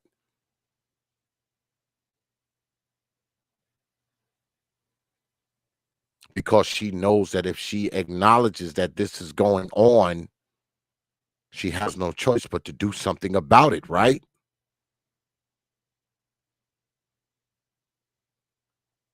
Just like when that good-for-nothing creep that she done moved into her house, when the kid accuses him of doing something, she can't acknowledge it, can she? Because if she acknowledges it, she has to do something about it. She can't acknowledge it and continue to let the Negro live there. She can't acknowledge it and continue to screw the Negro. She can't acknowledge it and not call the police.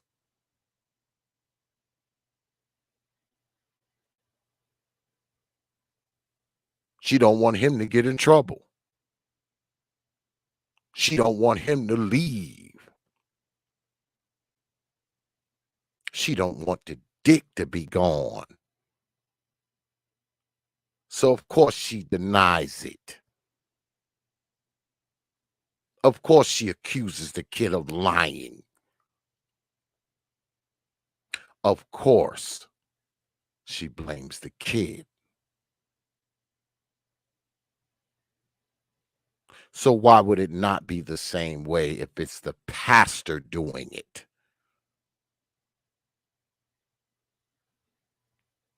She don't want to leave the church.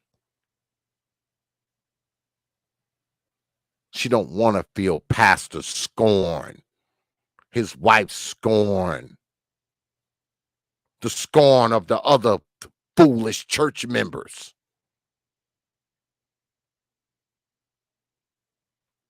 She's thinking about herself,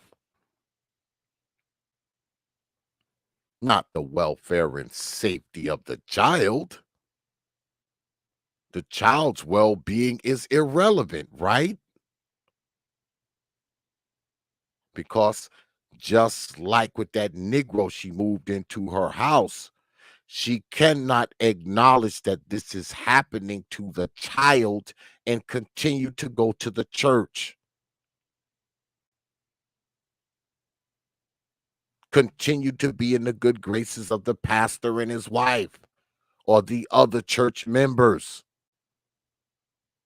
or the other old mamas in the church. If she acknowledges what's happening to this child, she has to cut all of that off. And where would mama go? Because remember, mama has gaps and holes in her life. Where else would she go to fill them? Where else will she go to get cleansed spiritually every Sunday from all the dirt she's done the 6 days before? So, of course, these kids get abused for years.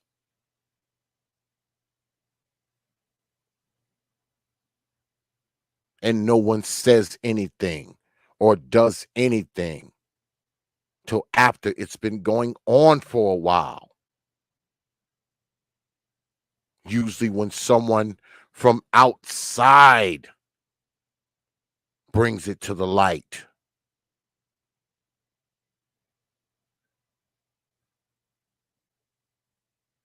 Because they treat the kids like they're casualties.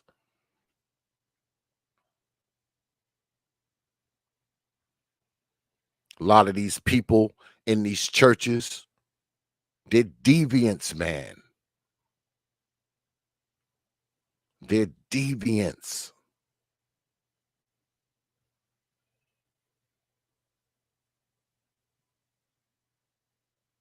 And their deviancy, man, is taken out on these children. As this report released by the Southern Baptist Conference exhibits. And just like the mothers of these children who find themselves abused and molested, what does the church leadership do? Try to hide it. Try to cover it up.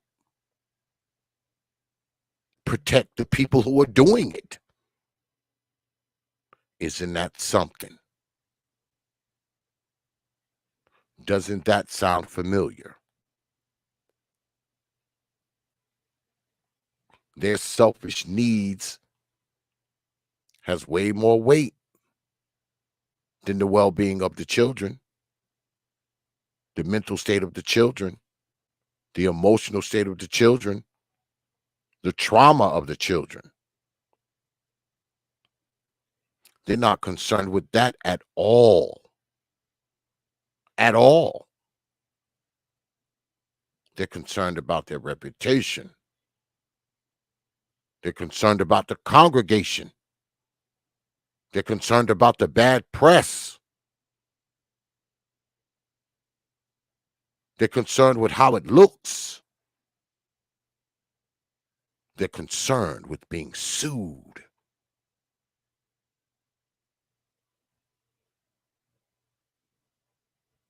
They don't care the effect it has on these kids. They don't care. And these are supposedly the godly people. Imagine that. The godly people don't care that children are being abused, mistreated, neglected.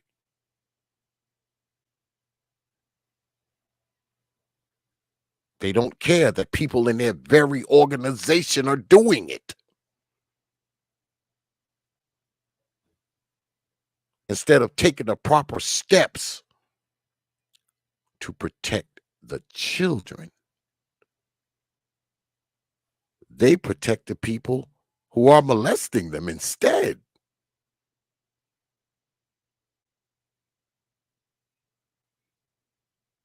What sense does that make?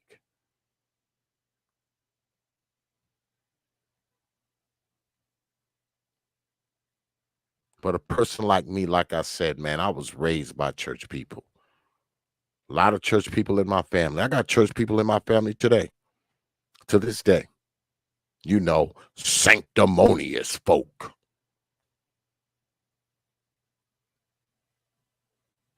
And something my father used to say, and my grandfather. My grandfather used to say, the main thing that keeps people from Christianity is Christians. Because they look at the shit that Christians do and they're like, so that's what being a Christian is? Pastor got 5, 6 baby mamas. The deacons molesting the kids in the church. Taking them on these retreats. They come back home, they tell their parents don't do shit.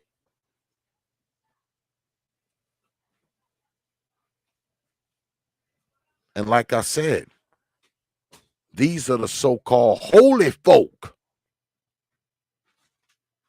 These are the holy folk amongst us, y'all. Keep that in mind.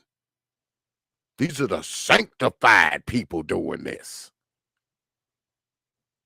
You know them people who pick up that goddamn Bible, boy, and dump it on the table and tell you how you a sinner? How you going against God himself?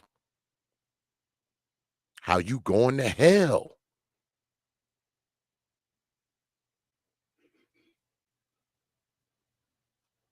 Those people who say, oh, just give it to God. Hallelujah. Get on that pulpit, boy, and the Lord giveth. The Lord taketh away. You never know what God's going to do. He may kill you in the morning. Take your life at noonday. Oh, Lord.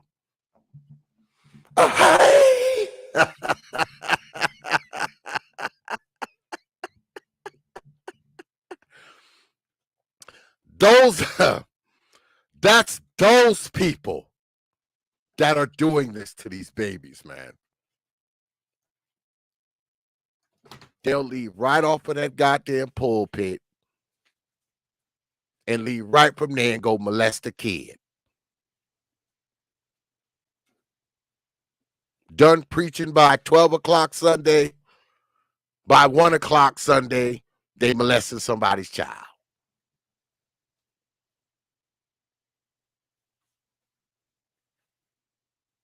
And I know some of y'all out there, you know, y'all probably church folk and got church folk in your family and all that kind of stuff, but you know, X doesn't give a shit.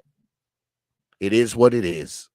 And if you part of this church thing, you probably know about some of this shit. You've probably seen it in your own church, haven't you? So don't get mad at me because I'm talking about it. Get mad at those who are doing it. Let me say that again. Don't get mad at me for talking about it. Be mad at the people who are doing it.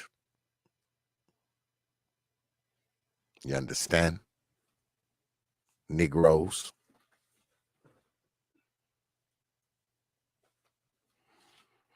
But I guess I'm going to go ahead and y'all want me to open this up? Y'all want to talk about this? If not, we can wrap it up and y'all all can get your asses out. Everybody can get out and go home. Do y'all want to discuss this? Do you want to discuss this here?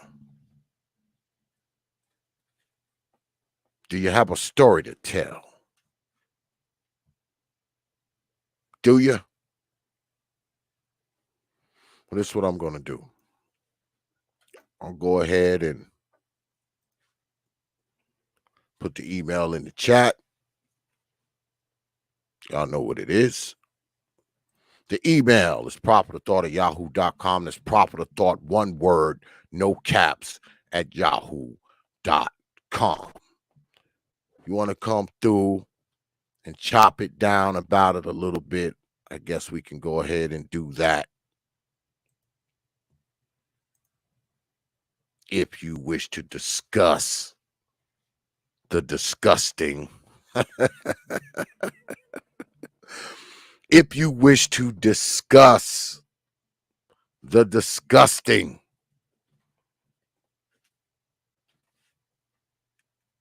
I'll keep it open for a few minutes. If somebody want to come through, they can. We'll go ahead and chop it down for a little while about it. If not, I will pack it up, wrap it up, and we can get on up out of here. But we already knew this about the church. That's what I've been saying all night. We already knew this about the church, man. We knew this was going on. We knew this was happening. We knew it. We knew this was happening. As secretive of a people that we are, we knew all this crap was going on. We knew they were doing this to children. They've been doing it to children for decades. It's not like they just started doing it. They've been doing it. They've been violating children. Children are the most unprotected people on this planet. Because many children are living with people who don't have the interest, the desire, or the ability to protect them. So of course they are the most unprotected. Of course they are the most vulnerable.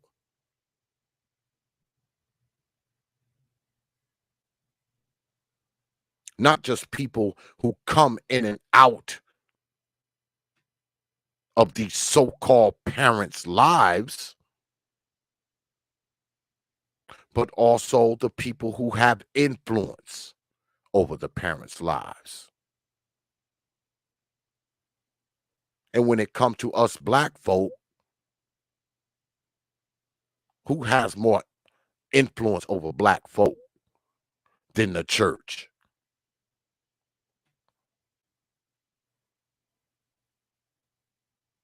Who has more power to brainwash black folk than the church?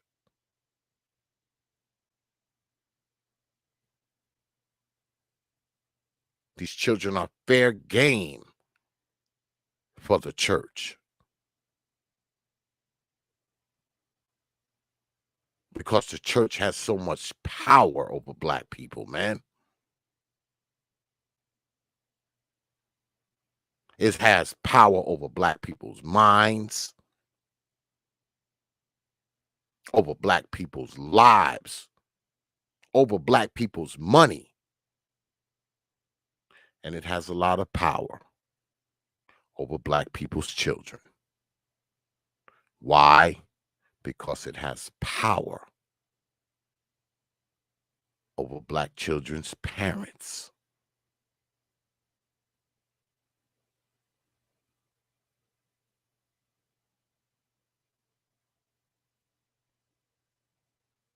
That is why.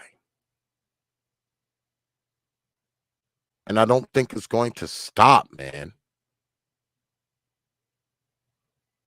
It's not going to stop.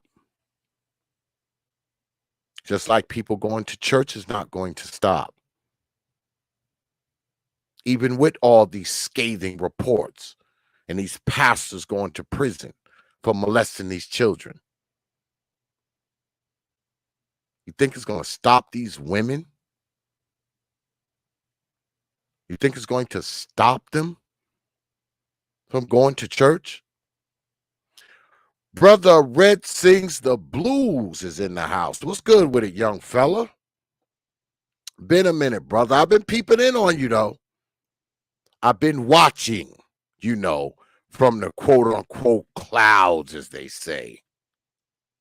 Y'all need to get on down there, man, and check the young fella out, man. He actually does really good stuff, man. He does a lot of reaction stuff, man. The shit be funny, too. Shout out to Brother Red Sings the Blues, man. What's good with it, brother? Yeah, the shit be funny. Get on down there and check him out, man. But yeah, man. The black church has so much influence over us as a people, man. And I'm not trying to dissuade you from going to church, man. I'm not. You love the church you go to and you love the pastor. More power to you, man. More power to you. But don't love this church and love this pastor so much that your children become vulnerable.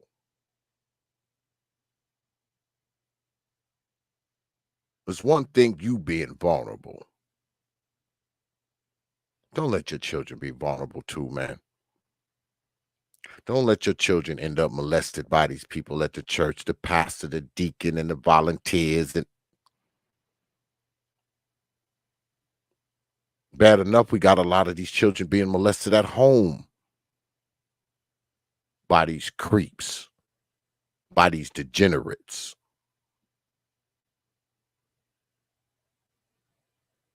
Now, the church. The church is partaking in the abuse too. They're part of the abuse. They're probably a really big part of it. Because that report that was that came out of the Southern Baptist Conference, man, that's just what we're aware of. Because we know a lot of this stuff goes unreported. Do we not? A lot of this crap goes unreported. The stuff on that 270, 280 page document is only the reported stuff.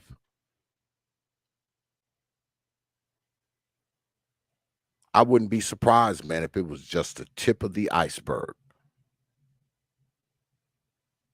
as far as the abuse of children goes. I suggest y'all check it out, man. Won't be hard to find. I put it in the chat earlier, but you don't even have to look at that. All you got to do is punch in the SBC and it'll come up. Because it's in the news. Yeah, brother DeMac.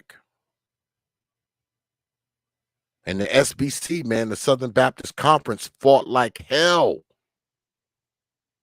to keep that report from coming out, brother. Yes, they did. They did not want nobody to know about all these damn degenerates molesting these children. They didn't want anybody to know. They weren't concerned about those children, brother DeMac. They were concerned about the church's reputation, whether or not they would be sued, how it looked, the bad press. Never mentioned the children's well-being at all. Let's just hide it. Let's not say anything. Let's keep it quiet. We don't want to be sued. It's going to make the church look bad. Didn't mention the children at all. Children are just collateral damage of their degenerate pastors and deacons, the sexual deviants, the kids are just collateral damage. Let's just keep this under wraps so we don't lose money, so we don't lose parishioners, so we're not in the news, so we're not on television, so the congregation doesn't start to shrink. Not one time saying, damn, what about those children? Damn, those children's lives are ruined. Damn, we need to do something to stop these people from doing this. Because while this stuff was going on, they weren't doing anything. They weren't calling the authorities on these people. They weren't putting these people on blast. A lot of times they weren't even firing the pastor. They found out he's molesting a kid and he still gets to preach every Sunday. And like I said, these are the so-called holy folk amongst us. These are the Bible thumpers. These are the praise God. Hallelujah. These are those people who you would think would be the best amongst us. Who you would think would be the ones amongst us with a higher standard of morals because of their beliefs, right? What they believe. You would think it sets a tone for them to be different.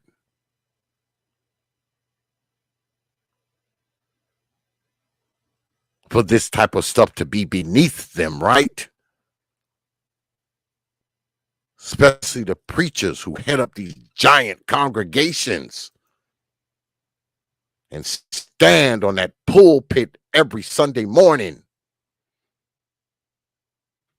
and tell you how unworthy you are, how sinful you are, how you need to give it all to God.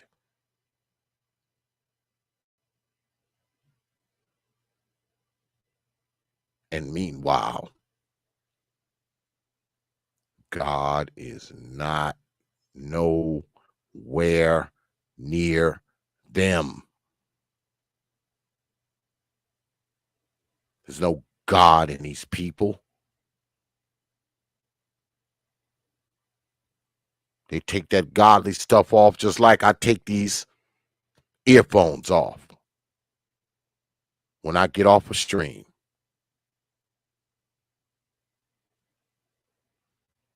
They take God off when they take that robe off.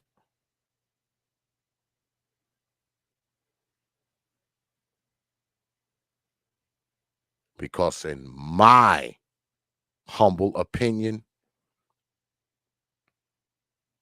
one of the most ungodly things you can possibly do is violate a child. And these so-called godly, holy folk violated many children over the course of many years. They are despicable.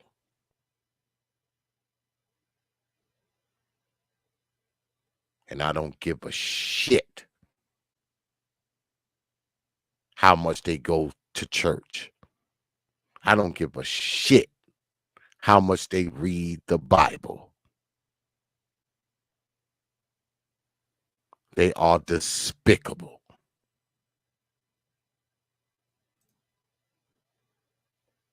And to be honest with you, some of the shit they've done to these children, some of the things they've done, the amount of times they've done it, some of the most demonic, horrible things.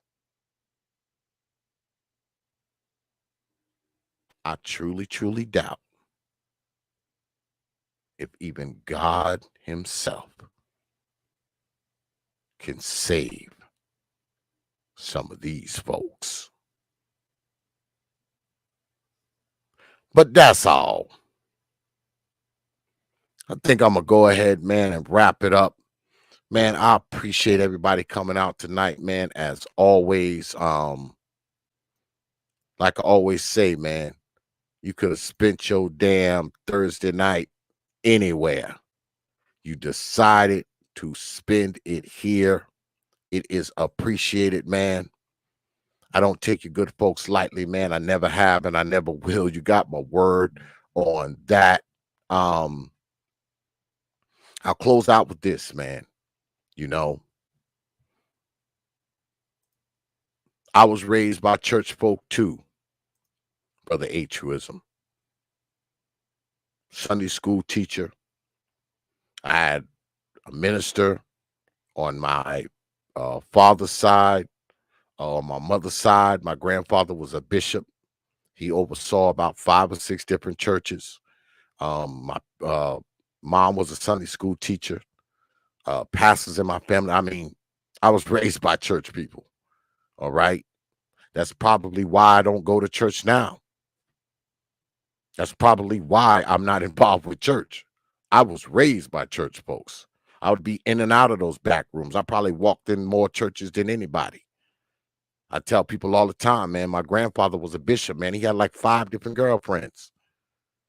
And he was like in his 60s. He had girlfriends that was like in their 20s and shit. And he didn't have one. He had like 5. All right. I seen what went on in those back rooms. I've seen the pastors with 4 and 5 girls pregnant. Yeah. Seen it all, brother. Seen it all. Everything. And like I said, that's probably why I don't have anything to do with church now. I stopped going to church a long time ago when I was a kid because of the things I saw by church people. I tell people all the time, man, when I was younger, and those of you who are probably close to my age, y'all know what this is. I used to work at something called a juke joint. It's like like a little hole in the wall, where they, sell liquor and beer and food and shit. And I was like a busboy there, and I couldn't have been no more than maybe 9 or 10, I don't know. And I would go there Sunday evening because my father knew the guy who owned it. So he would let me come in there and work. You stand outside and, back then kids were allowed to buy cigarettes, right? So you stand outside, they'd be like, oh, X, run and get me a pack of cigarettes, give me a couple packs of cigarettes. And, you run up the block and buy them cigarettes. They'll throw you 50 cents, they'll throw you $1, throw you a quarter, pass out drinks and stuff too. Because, they had like a little patio thing outside and, you'd go to the bar and the bartender be like, take this to table number 8 or whatever, and they'll tip you, give you $1, give you 50 cents. I was like, I don't know, 8 or 9 years old, man. I would be there for a couple hours, man, and probably make about $30. I was rich. I'm 8, 9 years old. I done made me $30. I'm a millionaire. I am a millionaire. So, I would go there and, work the tables and run and get people cigars and, cigarettes and all that kind of stuff. Used to be a couple of us there. It'd be like 2 or 3 kids there. We just, just stand around, hang out outside and, you'd bust tables and, be like a gopher for people's cigarettes and whatnot. But early in the day on Sunday, we'd be in church.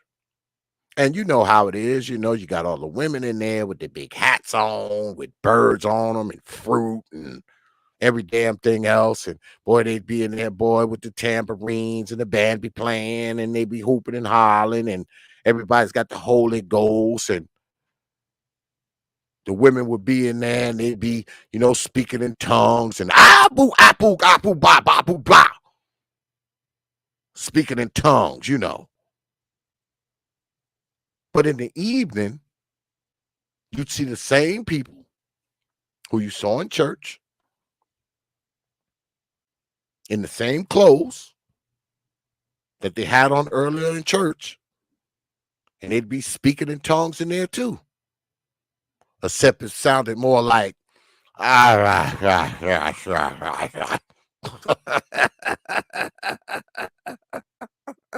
so they'd be falling down doing the holy dance and having the Holy Ghost in church. And then a few hours later at the juke joint, they'd be falling down speaking in tongues with the Holy Ghost in there full of liquor. So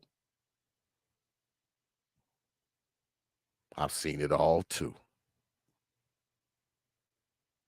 And I didn't like what I saw. So I got away from it. Got away from it, man. Last time I was in a church, it was last year. Yep. It was for one of the grandbabies' christenings. Yeah, it was for one of the grandbabies' christenings. And it wasn't a local church. It was a church in Florida because we were down in Florida.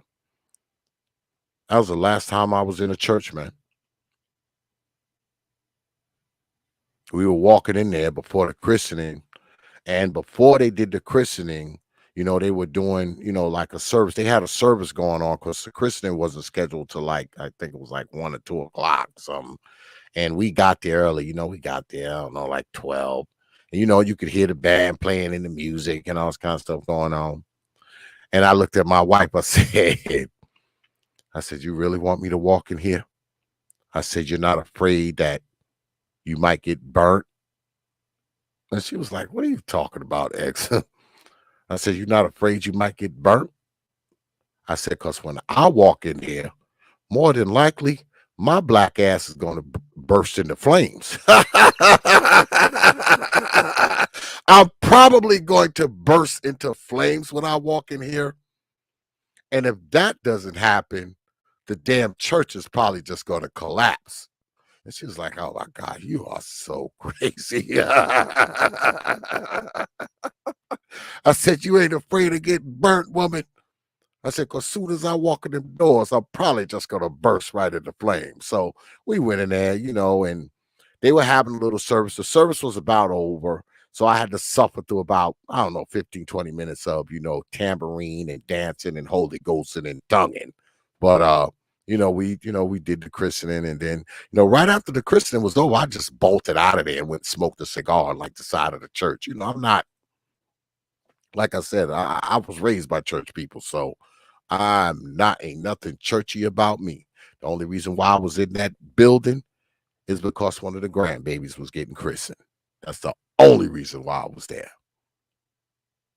In and out. Because once that was over, out I went. I didn't even stand around and talk to the pastor, nothing. Once it was over, I told my wife, I was like, I'll be outside. They was all in there, that shit. Once it was over, I bolted. They came and found me. I was on the side of the church smoking a cigar. I told my wife, I said, how'd you find me? She said, I just followed the scent of them damn stinking cigars. I was like, man. And that was it, man. But I say again, man, I don't dissuade people from going to church, man. That's what you want to do, man. That's what you want to do. I will never dissuade you from believing in your religion or believing in God or believing in the Bible or believing in anything. But I say again, man, number one, don't be so heavily bound that you ain't any earthly good. Number two, don't have your head buried so deep in that Bible that you can't see what's right in front of you. And number three, which is the most important one, don't be so wrapped up in religion, in the Bible, in the church, or the pastor that it allows your babies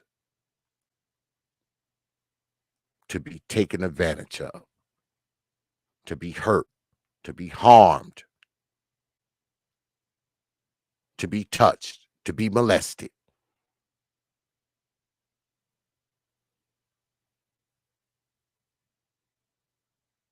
Because your babies are more important than your religion. Your babies are more important than what that freaking dude is saying on the pulpit. At least they're supposed to be. If not to him, to you.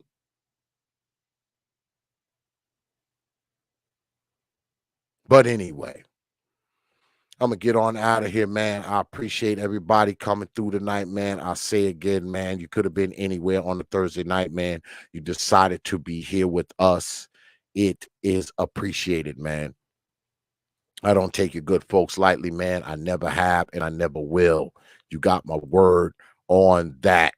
I don't know what we're going to be doing on Saturday. We may not do nothing.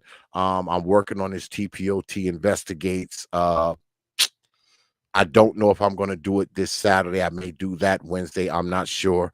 Just keep your eyes open, man, for the thumbnail. Y'all already know what it is. I always put a thumbnail up. Y'all always know what we're doing down here.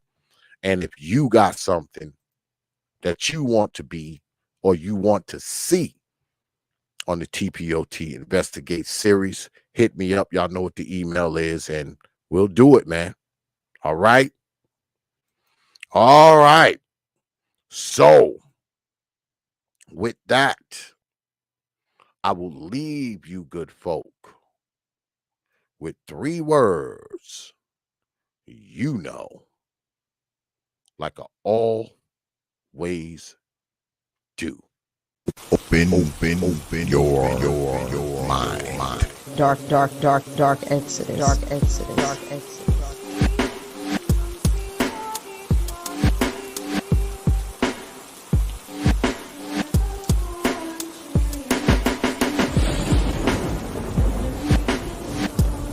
The protester. The protester. The protester.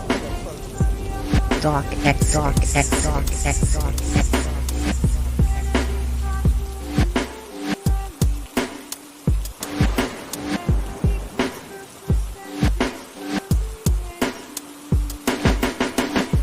Open your mind.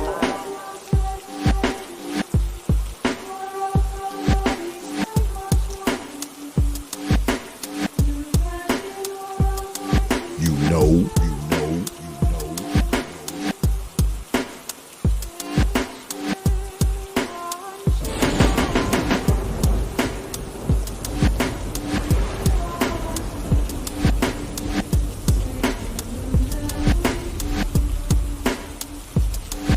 Yeah, X.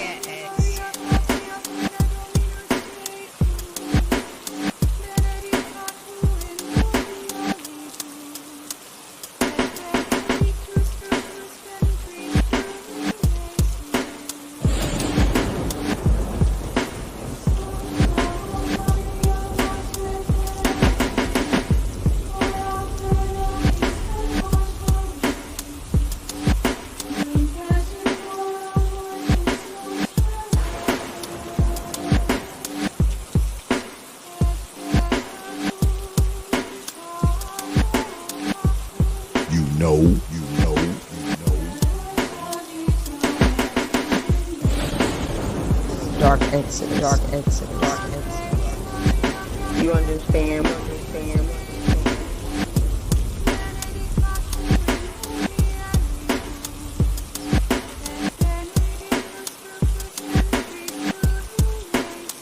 Yeah, X.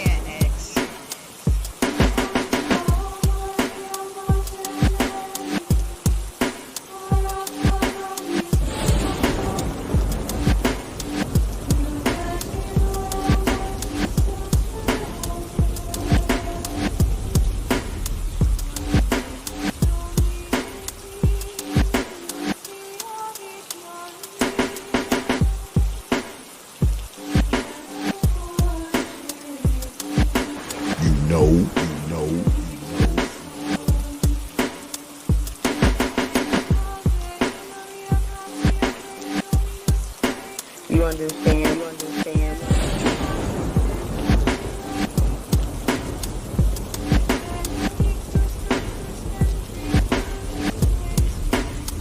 Open your mind.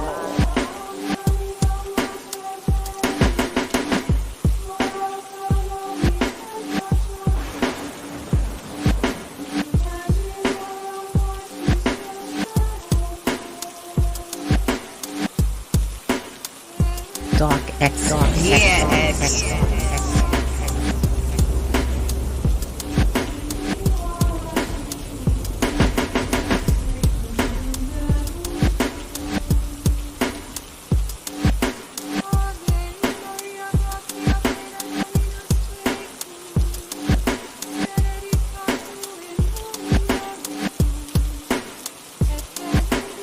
You know.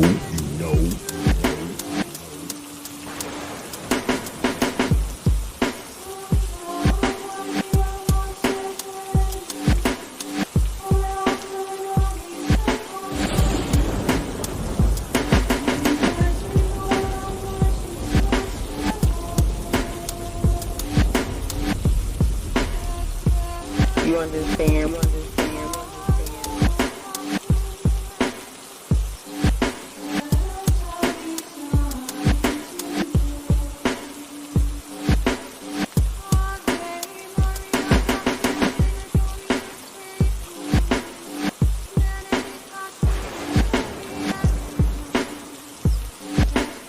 Yeah, X.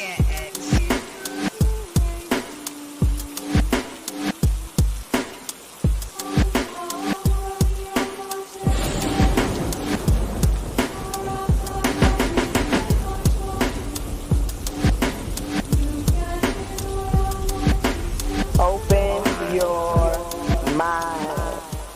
dark exodus, dark exodus, dark exodus, dark exodus.